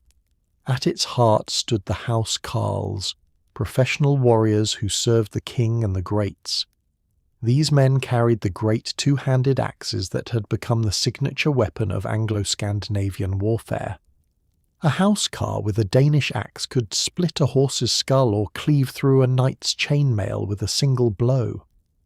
Around them stood the feared, the levy of free Englishmen called to defend their homeland. They carried spears, swords, and whatever weapons they possessed. Together they would form the shield wall, the ancient Germanic formation that had dominated northern European battlefields for centuries. Men stood shoulder to shoulder, their shields overlapping, presenting an unbroken barrier of wood and iron to the enemy. Behind the front rank, others waited to step forward when their comrades fell. The shield wall was defensive, immobile, and devastatingly effective against frontal assault. William's army was different. The Normans fought as combined arms, archers, infantry, and cavalry, working together in coordinated waves. His bowmen could strike from distance, weakening the enemy before contact. His infantry could engage and pin down opposing formations, and his cavalry, the armoured knights, who were the pride of Norman military culture, could deliver shattering charges that no infantry force was supposed to withstand. But cavalry charges worked best on flat ground against disorganized opponents. Against a disciplined shield wall on a steep hill, the Norman advantages were neutralized. The stakes of the coming battle were absolute. This was not a border skirmish or a feudal dispute. This was a war of conquest. For William, defeat meant death. The English would never let him escape alive, and even if he reached the coast, his shattered army could not hold the beachhead. For Harold, defeat meant the end of his dynasty, and perhaps the extinction of Anglo-Saxon England itself. Every man on that field understood that the next few hours would determine the fate of kingdoms. As the sun rose, William rode before his army, wearing the relics Harold had sworn upon around his neck. The papal banner flew overhead. For the Normans, this was a holy war against a perjurer. For the English, this was a defence of their homeland against foreign invaders. One of the bloodiest days in English history was about to begin. The battle opened with arrows. William's archers advanced up the slope and loosed their first volleys toward the English line. The bows of the 11th century were not the powerful longbows of later centuries, and the Norman bowmen were shooting uphill at a formation designed to absorb exactly this kind of attack. The English raised their shields, and most of the arrows thudded harmlessly into wood and leather. A few men fell, but the line held. The archers fell back and the infantry went forward. Norman foot soldiers, accompanied by contingents from Brittany and other allied territories, began the long climb toward the English position. They advanced into a storm of missiles, javelins, throwing axes, stones, anything the defenders could hurl down at them. Men stumbled and fell. Others pressed on, gasping for breath as the slopes sapped their strength. When the two lines finally met, the killing began in earnest. The crash of shield against shield, the screams of wounded men, the wet sound of iron biting flesh. These were the sounds that filled the air as the Norman infantry tried to break the English formation. But the shield wall did not break. The housecarls swung their great axes, carving bloody gaps in the Norman ranks. The third men stabbed with their spears, holding the line. For every English soldier who fell, another stepped forward to take his place. The infantry assault failed. Norman soldiers, bloodied and demoralized, retreated back down the hill. William sent in his cavalry. The Norman knights were the elite of his army. Armoured warriors on trained war horses, the most formidable fighting force in Western Europe. They charged up the slope with lances couched, expecting to shatter the English line through sheer momentum and shock. They were wrong. The hill that had exhausted the infantry was even worse for horses. The animals struggled on the steep grade, arriving at the English line winded and slow. The shield wall absorbed the impact. Horses reared and screamed as axes found their legs. Knights were pulled from their saddles and butchered on the ground. The cavalry charge, which should have been decisive, accomplished nothing. And then disaster struck the Norman left flank. The Breton contingent, warriors from Brittany who had joined William's expedition, broke. Whether from exhaustion, terror, or simple desperation, they turned and fled down the hill. Their flight was contagious. Panic spread through the Norman left wing. Soldiers who had been fighting moments before were suddenly running for their lives. Seeing their enemies flee, some of the English defenders made a fatal mistake. They broke ranks and pursued. Men who had been holding the shield wall charged down the slope after the retreating Breton. The discipline that had preserved them through hours of assault dissolved in the excitement of apparent victory. They streamed down the hill, eager to cut down the fleeing enemy. But the centre and right of the Norman army had not broken. These men saw the English pursuers isolated from their formation, exposed on the open ground below the ridge. As the Breton flight spread panic through the Norman army, a rumour swept the field. Duke William was dead. For a terrible moment the invasion seemed about to collapse, and then William did something that would become legendary. In the chaos of battle, perception becomes reality. If William was dead, then the invasion was over. The Norman soldiers fighting on the slopes of Senlac Hill had no reason to continue. No lord to reward them, no kingdom to share, nothing to gain by dying on English soil. The rumour of the Duke's death spread through the army like fire through dry grass. Men who'd been fighting began looking for escape routes. The carefully coordinated Norman assault was disintegrating into a rout. William understood that he had seconds to act. He spurred his horse forward, riding through the ranks of his wavering soldiers. As he rode, he did something that no medieval commander should do in the middle of a battle. He removed his helmet. The conical Norman helm with its distinctive nasal guard protected the face but also concealed it. In the confusion of combat surrounded by hundreds of identically armoured men, recognition was nearly impossible. By taking off his helmet, William exposed himself to every English arrow and javelin on the field. He also made himself visible to every Norman soldier within sight. The Duke rode among his men, shouting that he lived, that the battle was not lost, that victory was still within reach. Chroniclers would later record that he lifted his helmet with the boss of his shield so that his face could be seen. He rallied his panicking troops through sheer force of presence. It worked. The Norman soldiers who had been fleeing saw their Duke alive and fighting. The panic subsided.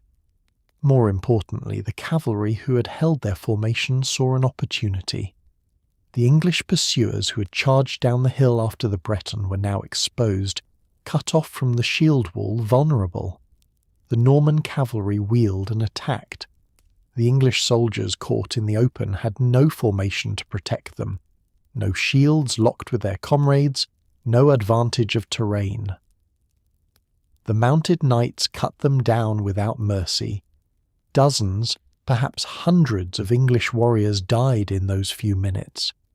Men who had survived hours of assault on the ridge, killed because they had abandoned their discipline. This was the turning point of the battle, though no one knew it yet. The English had revealed a fatal weakness. As long as they held the shield wall, they were nearly invincible. But if they could be lured into pursuit drawn out of their formation, they became easy prey for the Norman cavalry. The armoured knights could strike, withdraw, and strike again, bleeding the English force one reckless charge at a time. Whether the subsequent Norman retreats were real or feigned remains debated by historians, but the pattern repeated throughout the afternoon. English troops would pursue, break formation, and be slaughtered by wheeling cavalry. Hour by hour the shield wall grew thinner. By late afternoon, the battle had become a war of attrition. The English still held the ridge. The shield wall, though diminished, remained unbroken at its core. Harold's standard, the Dragon of Wessex, and his personal banner of the fighting man still flew above the English position. But the army that had arrived the previous night was bleeding to death. Every Norman attack took its toll. Every feigned retreat drew out more English pursuers to be slaughtered. The housecarls who had held the centre were falling one by one, their numbers too few to replace the dead. The third was exhausted, their arms aching from hours of holding shields and swinging weapons. William sensed that the moment was approaching. He ordered his archers forward once more. This time the bowmen were instructed to shoot high, to arc their arrows over the shield wall so they would fall from above onto the English rear ranks. The defenders who had raised their shields against the earlier volleys now found death dropping from the sky. Men fell with arrows in their faces, their necks, their unprotected backs. The Norman assault intensified.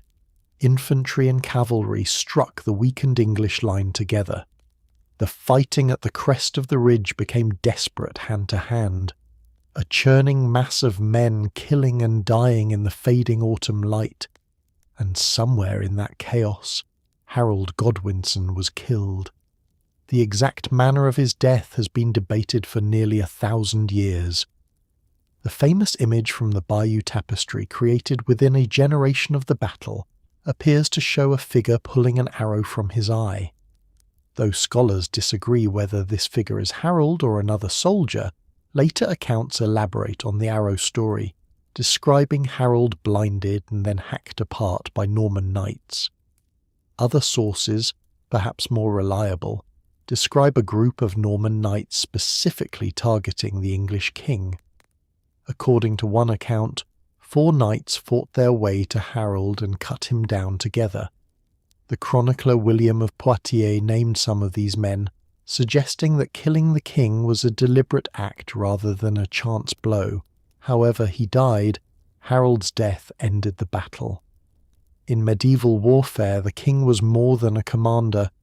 He was the cause for which men fought, the source of all authority, the living symbol of the kingdom itself. When Harold fell, there was nothing left to fight for. The English army had been destroyed. The remaining defenders began to flee into the gathering darkness, pursued by Norman cavalry who showed no mercy. Some of the housecarls, the elite warriors who had sworn personal oaths to Harold, fought on around their king's body. They died to the last man, fulfilling their oaths with their lives. But their sacrifice could not change the outcome. As darkness fell on October the 14th, 1066, the last Anglo-Saxon king of England lay dead on the field. William had won his kingdom.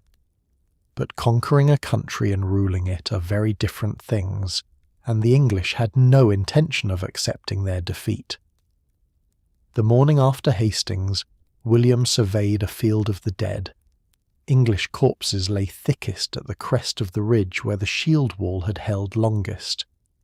Norman dead clustered on the slopes below, marking the high tide of each failed assault. The wounded moaned for water or for death. Ravens circled overhead, waiting for the living to depart. Harold's body was eventually found among the slain, so mutilated that identification proved difficult. According to some accounts, his mistress Edith Swan Neck was brought to the field because only she could recognize him, not by his face, which was destroyed, but by certain marks on his body that only an interment would know. William initially refused Harold a proper burial, but eventually relented and allowed the body to be interred, perhaps at Waltham Abbey. The battle was won, but the war was not over. William did not march immediately on London. The direct route would have taken his army through the wheeled, dense forested country, where ambushes were easy and supply was difficult.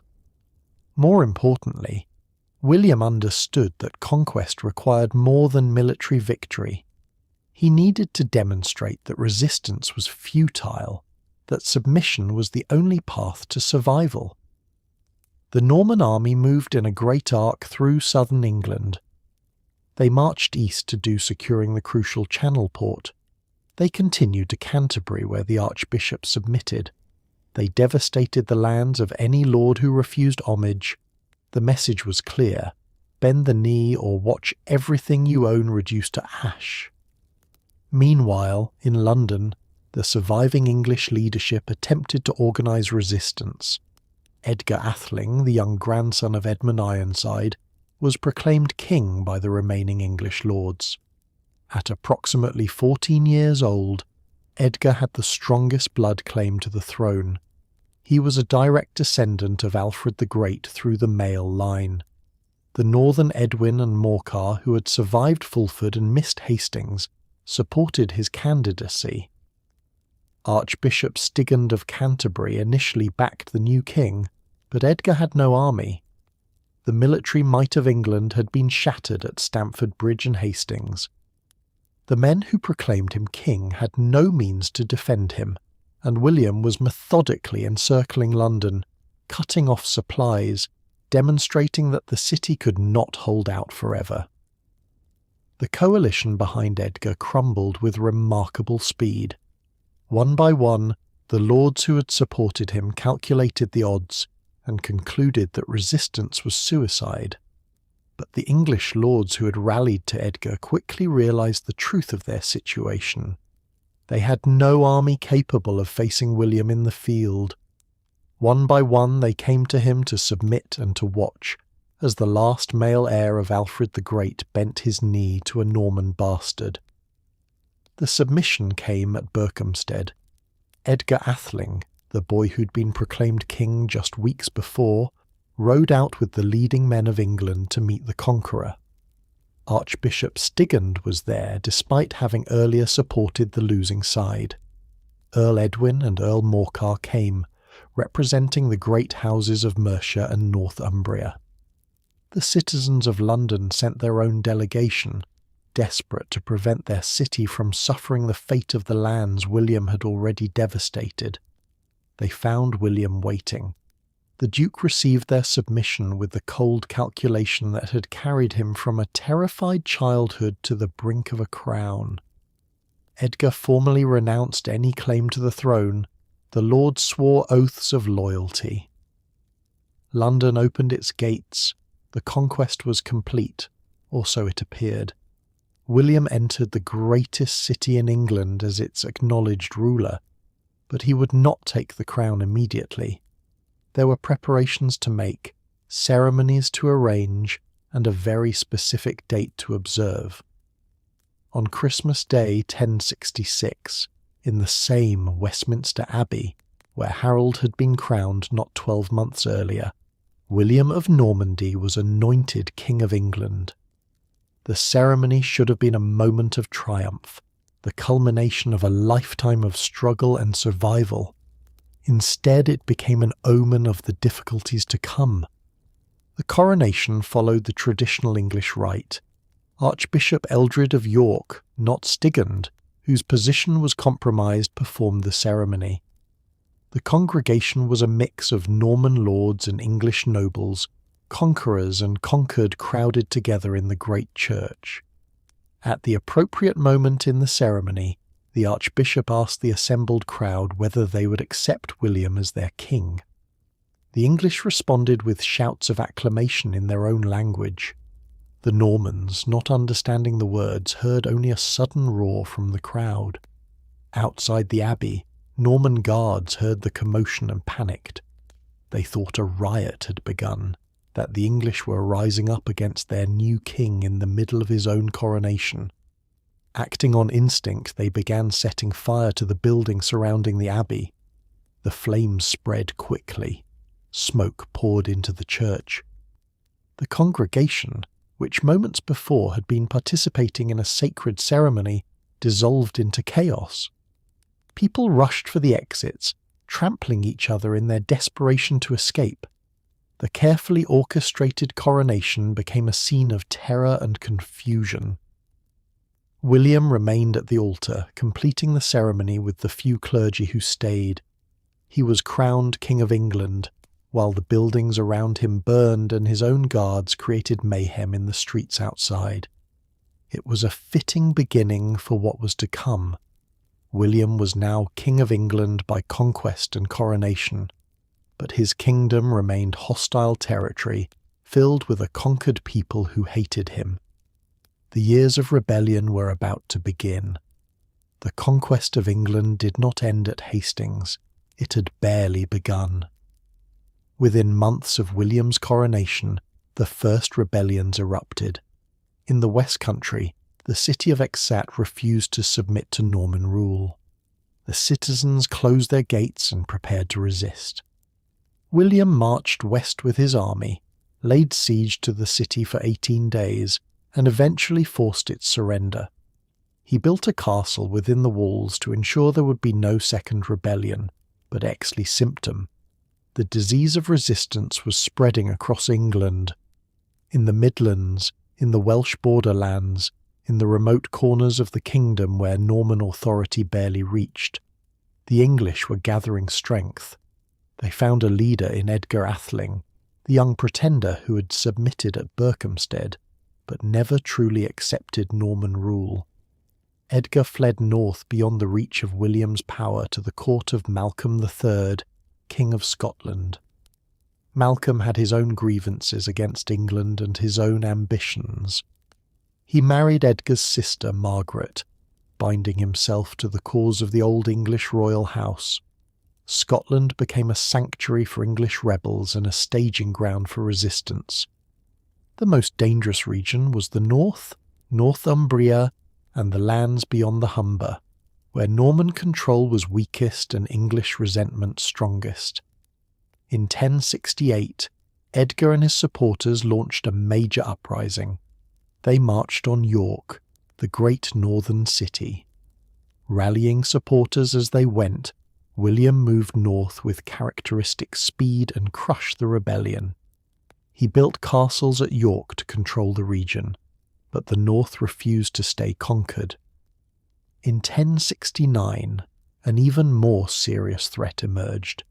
A massive Danish fleet, perhaps as many as 240 ships carrying thousands of warriors, appeared off the English coast. The Danes, like the Norwegians before them, claimed rights to the English throne through the old Scandinavian conquests. They allied with Edgar and the English rebels. The combined force swept through the north. The Norman garrisons at York were overwhelmed and massacred.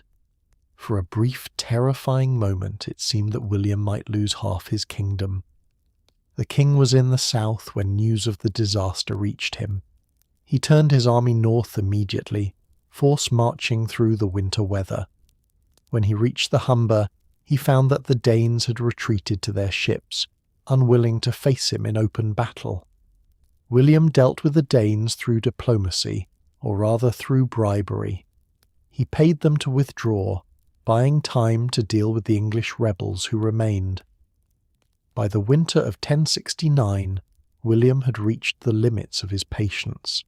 The North had rebelled for the last time. He would now teach England a lesson so brutal that it would be remembered for 1,000 years and would stain his soul forever. What followed was not warfare, it was extermination. William divided his army into small mobile columns and sent them across the north of England with a single set of orders: destroy everything, not just the rebels, not just the soldiers who had defied him.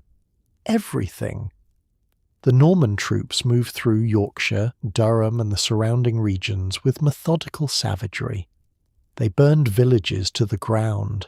They slaughtered livestock, cattle, sheep, pigs, the animals that northern families depended on for survival. They destroyed ploughs and farming tools, ensuring that even if people survived, they could not grow food the following year. They put granaries to the torch, burning the stored harvest that would have sustained communities through the winter, and they killed the people. The chronicles do not give us precise numbers. Medieval record-keeping was not designed for such calculations, but the estimates are staggering. Contemporary sources suggest that 100,000 people may have died in the harrying of the north. Many were killed directly by Norman soldiers. Many more died in the famine that followed, starving to death in a landscape stripped of all sustenance. The survivors faced choices no human being should have to make.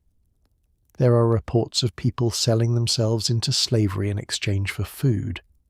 There are accounts of families fleeing south as refugees, begging for survival in regions that could barely feed their own populations. And there are whispered stories recorded by horrified chroniclers of cannibalism, of people so desperate that they consumed the flesh of the dead. The devastation was so complete that parts of northern England remained depopulated for generations.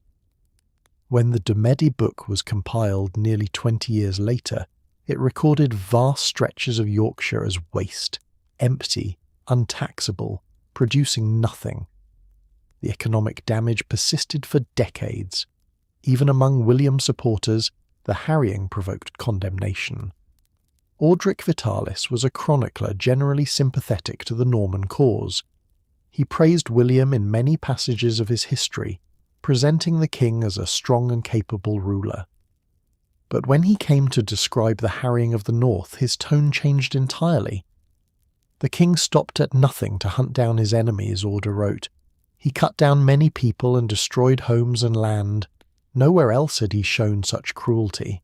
To his shame, he made no effort to control his fury, and he punished the innocent with the guilty.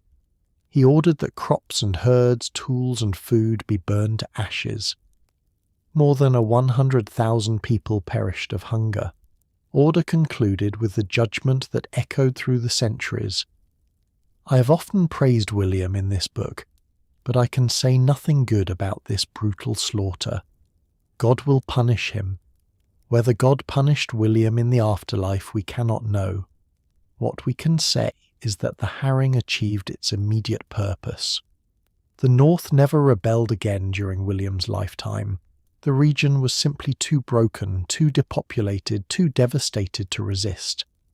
Edgar Atheling fled back to Scotland, his cause in ruins. But the price of this victory was William's soul, or at least his reputation.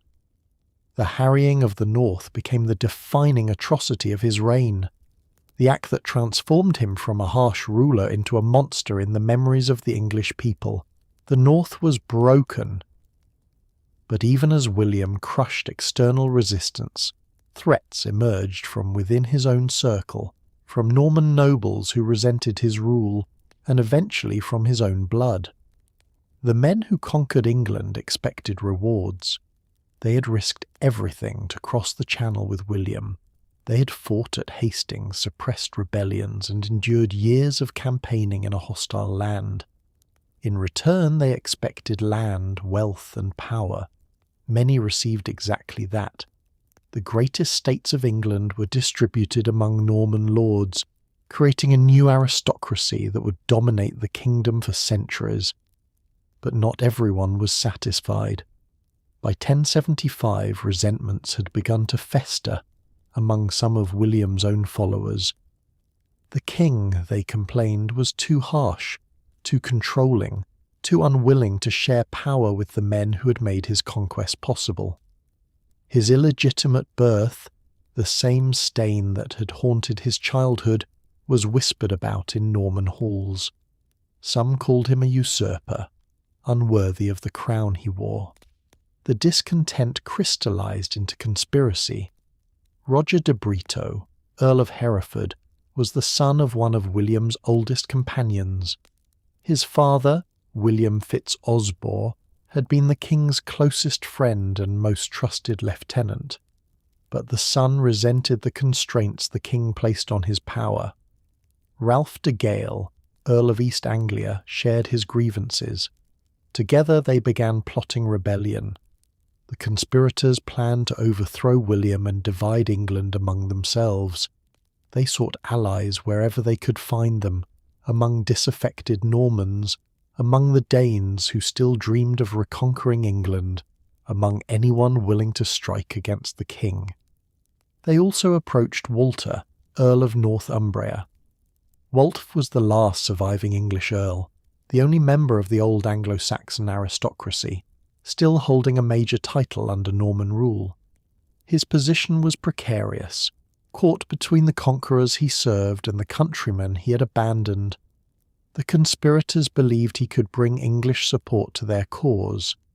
Wulf wavered. He attended at least one meeting of the conspirators, but his nerve failed him. He confessed the plot to Archbishop Lonfer, who immediately informed the king. William was in Normandy when the conspiracy unravelled. He dispatched loyal forces to suppress the rebellion before it could fully ignite. Roger de Brito was besieged in his castle and forced to surrender.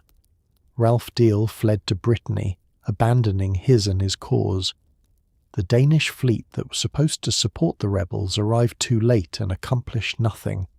The rebellion had failed utterly, but William's vengeance was terrible. Roger de Brito was stripped of his earldom and imprisoned for life. Ralph de Gale's English lands were confiscated, and Walter, whose confession had actually helped expose the plot, was arrested, tried and condemned. On May the 31st, 1076, Walter was beheaded at Winchester. He was the only Earl William ever executed. The English, who remembered Walter as one of their own, made him a martyr. Miracles were reported at his tomb. The last English became a saint in the popular imagination, a victim of Norman tyranny. William had crushed rebels and traitors before, but the most painful betrayal was yet to come from the son who was meant to be his heir. The cruelest blow of William's reign came not from English rebels or Danish invaders, but from his own firstborn son. Robert Curthos had been promised Normandy since childhood. William had presented him to the Norman barons as his heir, secured their oaths of loyalty, and raised him to expect that one day he would rule in his father's place. But years passed, and the promise remained unfulfilled. William showed no inclination to share power, no willingness to grant Robert any real authority. The young man grew restless. He was kept at court, given honours and titles, but denied the substance of rule. He had no lands of his own, no income he controlled, no household he commanded. Every decision required his father's approval. Every expense required his father's permission. Robert was a prince in name only, a grown man treated like a child. The situation bred resentment, and that resentment was fed by the young nobles who surrounded Robert. These were men of his own generation, ambitious and impatient, who encouraged his grievances and whispered that his father would never willingly surrender power. They urged him to demand what was rightfully his. The breaking point came through an act of petty cruelty. Robert's younger brothers, William, Rufus and Henry, shared their father's contempt for the eldest son. One day, the sources place this incident sometime in the late 1070s, The younger brothers found an opportunity to humiliate Robert in the most degrading way possible.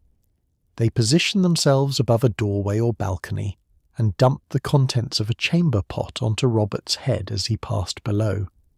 It was a juvenile prank, the sort of thing boys might do to each other. But Robert was not a boy. He was a man in his mid-20s, the acknowledged heir to one of the greatest dominions in Europe, and he had just been drenched in his brother's waste. Robert flew into a rage. He demanded that his father punish the offenders. William, according to the chroniclers, laughed. He dismissed the incident as youthful high spirits, unworthy of serious attention. The humiliation of his eldest son was apparently amusing to the conqueror. That night Robert gathered his supporters and attempted to seize the castle at Rouen by surprise. The attempt failed. William was alerted in time to prevent the coup, but the breach was now irreparable. Robert fled Normandy with his followers, and civil war had begun. The exiled prince found a ready ally in King Philip I of France. Philip was delighted to support any enemy of William, and he provided Robert with resources, troops, and a base from which to raid Norman territory. Father and son were now openly at war. The conflict reached its climax at the castle of Gerberoy in early 1079. Robert and his supporters held the fortress while William laid siege with the Norman army. The fighting was fierce, with sorties and skirmishes testing both sides. During one of these engagements, William personally led a charge against the defenders. In the chaos of mounted combat, a knight struck the aging king.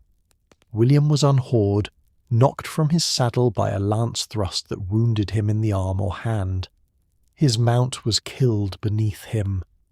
The knight who had done this pulled up short. There was something familiar about his fallen enemy's voice, the shouts of pain and anger that came from behind the helmet. It was Robert. He had unhorsed his own father in battle. According to the chroniclers, Robert dismounted immediately and helped William to a fresh horse, allowing his father to escape. Whether this represented filial love reasserting itself or simply the realization that killing the king would bring terrible consequences, we cannot know. The siege was abandoned shortly afterward. William's army withdrew in what could only be described as defeat. At Gerberoy, father and son met in single combat.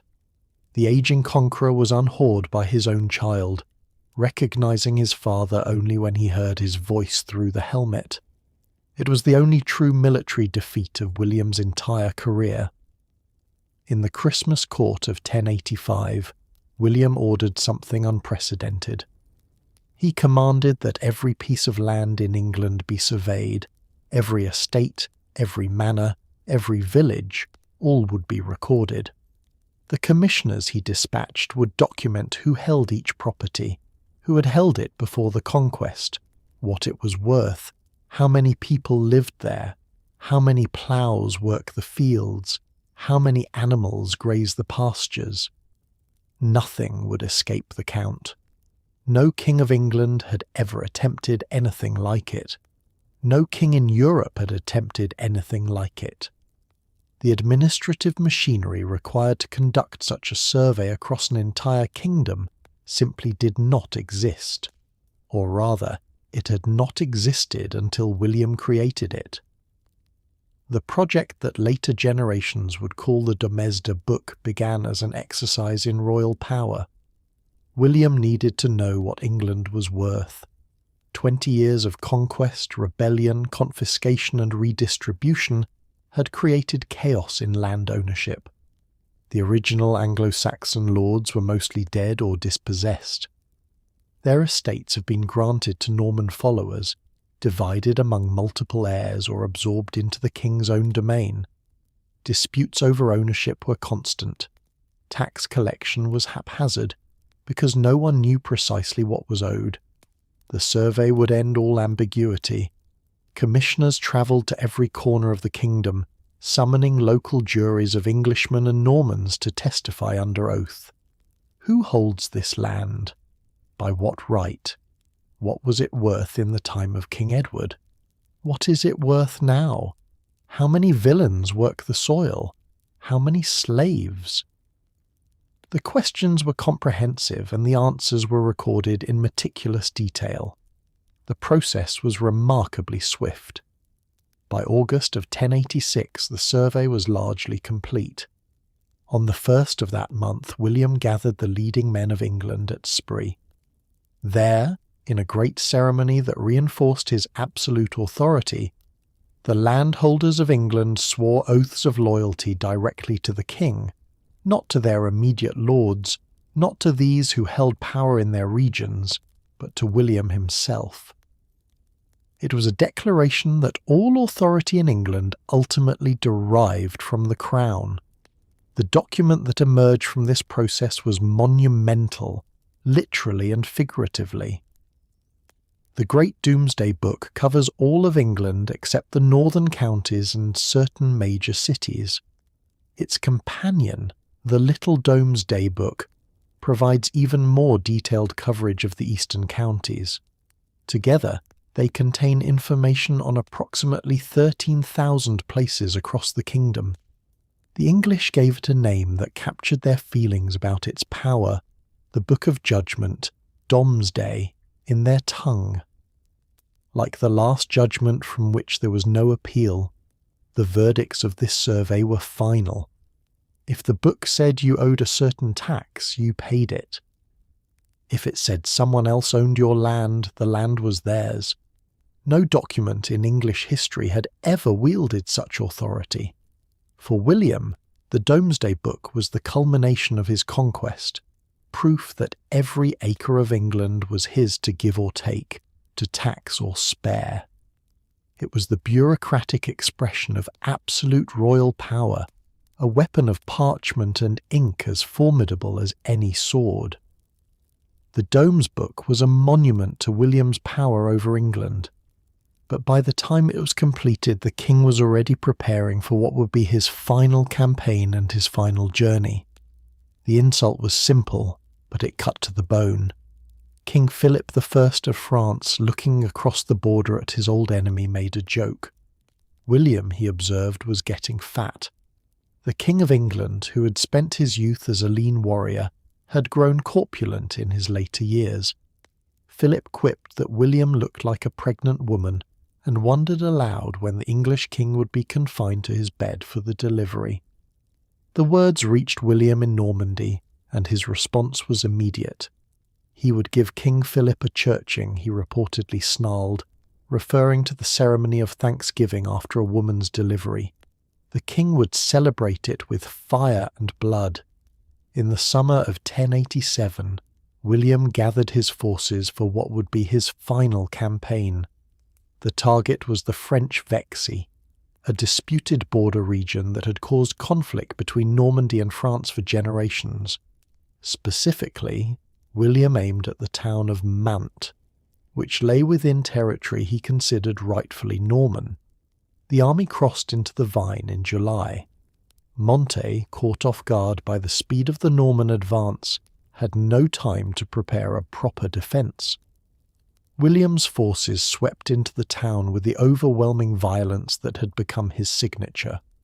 Mantes was put to the sack. Norman soldiers looted houses and churches. They set fire to buildings, and the flames spread quickly through the crowded streets. The destruction was total. Not a punishment for any particular offence, but a demonstration of what happened to those who stood in William's way. It was in the burning streets of Mantes that fortune finally turned against the conqueror. William was riding through the town directing the destruction when his horse stumbled. Perhaps it stepped on hot embers. Perhaps it caught its hoof on debris. The sources are unclear about the exact cause. What matters is the result. The horse lurched forward unexpectedly, and William was thrown against the high pommel of his saddle. The iron-reinforced front of the military saddle drove into his abdomen with tremendous force. The king, already heavy, absorbed the full impact of the collision. William was in agony. He had suffered a severe internal injury, likely a ruptured bladder, damaged intestines, or both. His attendants helped him from the burning town and away from the fighting. The campaign was over. The question now was whether the king would survive. He was taken first to Rouen, but the noise and bustle of the city aggravated his condition. Seeking quiet for his final days, William ordered that he be moved to the prairie of Saint-Gervais on a hill overlooking the city. There, in a small religious house far from the centres of power, the most feared king in Christendom prepared to die. William was carried from the burning city to the priory of Saint-Gervais at Rouen.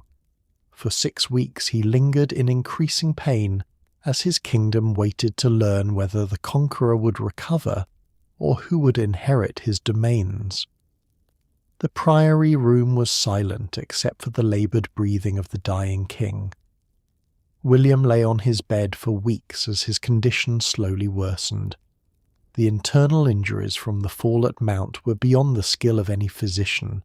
His belly swelled, his pain increased. He knew he was dying, and he used the time remaining to settle his affairs. His 3 surviving sons each represented a different piece of his legacy. Robert Curthos, the eldest, had rebelled against his father and remained estranged for years. But William had long ago designated Robert as heir to Normandy, and despite their conflict, he would not violate that commitment. Normandy, the land of his ancestors, would go to Robert. Father and son reconciled at the deathbed, the old man finally acknowledging that his firstborn would rule the Duche. England was different. William had conquered England by the sword, not tearing it by blood. He believed he had the right to dispose of it as he chose. His second son, William Rufus, had remained loyal throughout the family conflicts. To Rufus went the crown of England. The youngest son, Henry, received neither land nor title, only a gift of money. So 35,000 of silver was a princely sum, but it left Henry without a territory to rule. William is said to have told his younger son to be patient, predicting that one day Henry would have more than both his brothers. Whether this was genuine prophecy or later invention, we cannot know. As death approached, William became reflective. He spoke of his life and the things he'd done to secure his power. According to chroniclers who claim to record his final words, the king expressed remorse for some of his actions. He spoke of the harrying of the north, the devastation he'd unleashed on the English people in the winter of 1069. He acknowledged that he had been cruel, that innocent people had suffered and died because of his rage. Whether this remorse was genuine or merely the conventional piety expected of dying medieval kings, we cannot say, but the words were recorded and they suggest that even the conqueror felt the weight of his actions. On September the 9th, 1087, in the early morning hours, William the Conqueror died. He was approximately 59 years old. He had ruled Normandy for more than 50 years in England for nearly 21. He'd never been defeated in battle except by his own son at Gerberoy. What followed was chaos. The moment William breathed his last, his attendants began to panic. The king's death would trigger a succession crisis, a scramble for power and possibly civil war.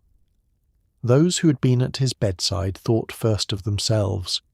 They stripped the room of valuables, clothes, weapons, anything that could be carried away, and fled to secure their own positions. The body of the conqueror was left nearly naked on the floor of the priory. The man who had ruled 2 great dominions, who had commanded the fear of all Europe, was abandoned by his own servants within minutes of his death. No one remained to prepare the corpse or watch over the deceased king. Eventually a knight named Herluin took responsibility. He arranged for the body to be transported to Cayenne, where William had founded the Abbey of Saint-Étienne as penance for his forbidden marriage to Matilda. It was there, in the church he'd built that William the Conqueror would be buried. The indignities were not yet over. At the funeral itself, something happened that seemed almost like divine judgment on the Conqueror's violent life. The funeral was a disaster from the moment it began. Caen had prepared to receive the body of its founder and lord. The Abbey of Saint-Yenne, the magnificent Romanesque church William had built to atone for his unsanctioned marriage, stood ready for the ceremony. Bishops and abbots gathered. The nobles of Normandy assembled to pay their respects. But as the procession made its way through the city, a fire broke out. Buildings near the route caught flame, and the Moorers scattered to fight the blaze or save their property. The solemn funeral became a scene of confusion. With the body of the dead king nearly abandoned as people rushed to deal with the emergency. When order was finally restored and the ceremony resumed, a worse humiliation awaited.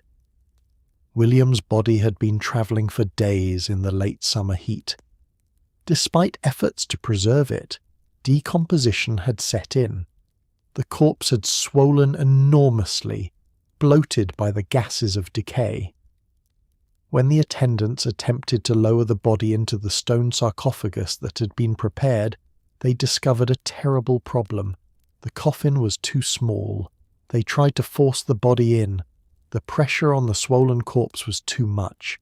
The abdomen burst, releasing a stench so horrific that Moorers fled the church. Bishops gagged. Nobles covered their faces and rushed for the doors. The funeral of the most powerful king in Europe ended with people running from the smell of their dead lord. Incense was piled high. The ceremony was rushed to its conclusion, and William the Conqueror was finally entombed. It was an end that seemed almost designed to remind the world that even the greatest kings are in the end merely flesh. And yet what flesh had accomplished? William had transformed England more completely than any ruler before or since. The Anglo-Saxon aristocracy was annihilated, replaced entirely by Norman and French lords. The English language itself was reshaped, absorbing thousands of Norman-French words that remain in use today, words for government, law, nobility, and culture. English castle architecture was revolutionized with the Norman keep becoming the symbol of feudal power across the land. The administrative systems William created, the Domesday survey, the centralized royal courts, the hierarchy of feudal obligation laid foundations that would endure for centuries. The medieval English monarchy that emerged was fundamentally different from its Anglo-Saxon predecessor, shaped by Norman concepts of kingship and royal authority. And then there was the dynasty. William's descendants would rule England for generations. His son, William Rufus, succeeded him, followed by his youngest son Henry, when Rufus died under mysterious circumstances. Henry's daughter Matilda fought a civil war for the throne, and her son became Henry II, founder of the Plantagenet dynasty that would rule for over 300 years through a chain of marriages, inheritances, and successions stretching across 9 centuries. The current British monarch traces descent from William the Conqueror, the bastard of files, the child who slept in peasant cottages fleeing assassins, established a bloodline that still occupies a throne. The chroniclers who knew William struggled to capture his character. The Anglo-Saxon Chronicle, written by conquered Englishmen, offered a balanced but unflinching assessment. King William was a man of great wisdom and power, more honoured and mighty than any of his predecessors. He was gracious to the good men who loved God, but he was harsh beyond measure to those who opposed his will. He was a man who knew cruelty because cruelty had shaped him. The child who watched his protectors murdered one by one learned that mercy was weakness, and that power alone ensured survival. The herring of the North was the logical extension of lessons learned in a blood-soaked childhood. But he was also a man of extraordinary capability. He survived when survival seemed impossible. He conquered when conquest seemed unthinkable. He built an administration that still echoes in modern government. He founded churches that still stand 1,000 years later. If you have travelled with me through this remarkable story, I hope you will take a moment to like this video and subscribe to the channel. Each subscription helps bring more of these journeys into history to life. Tell me in the comments what moment in William's story struck you most. I read every comment and always love hearing your thoughts. Until our next journey into the past, I wish you a calm and peaceful night. The bastard who became a king, the conqueror who reshaped a nation. William's shadow stretches across 900 years of history, and it shows no sign of fading.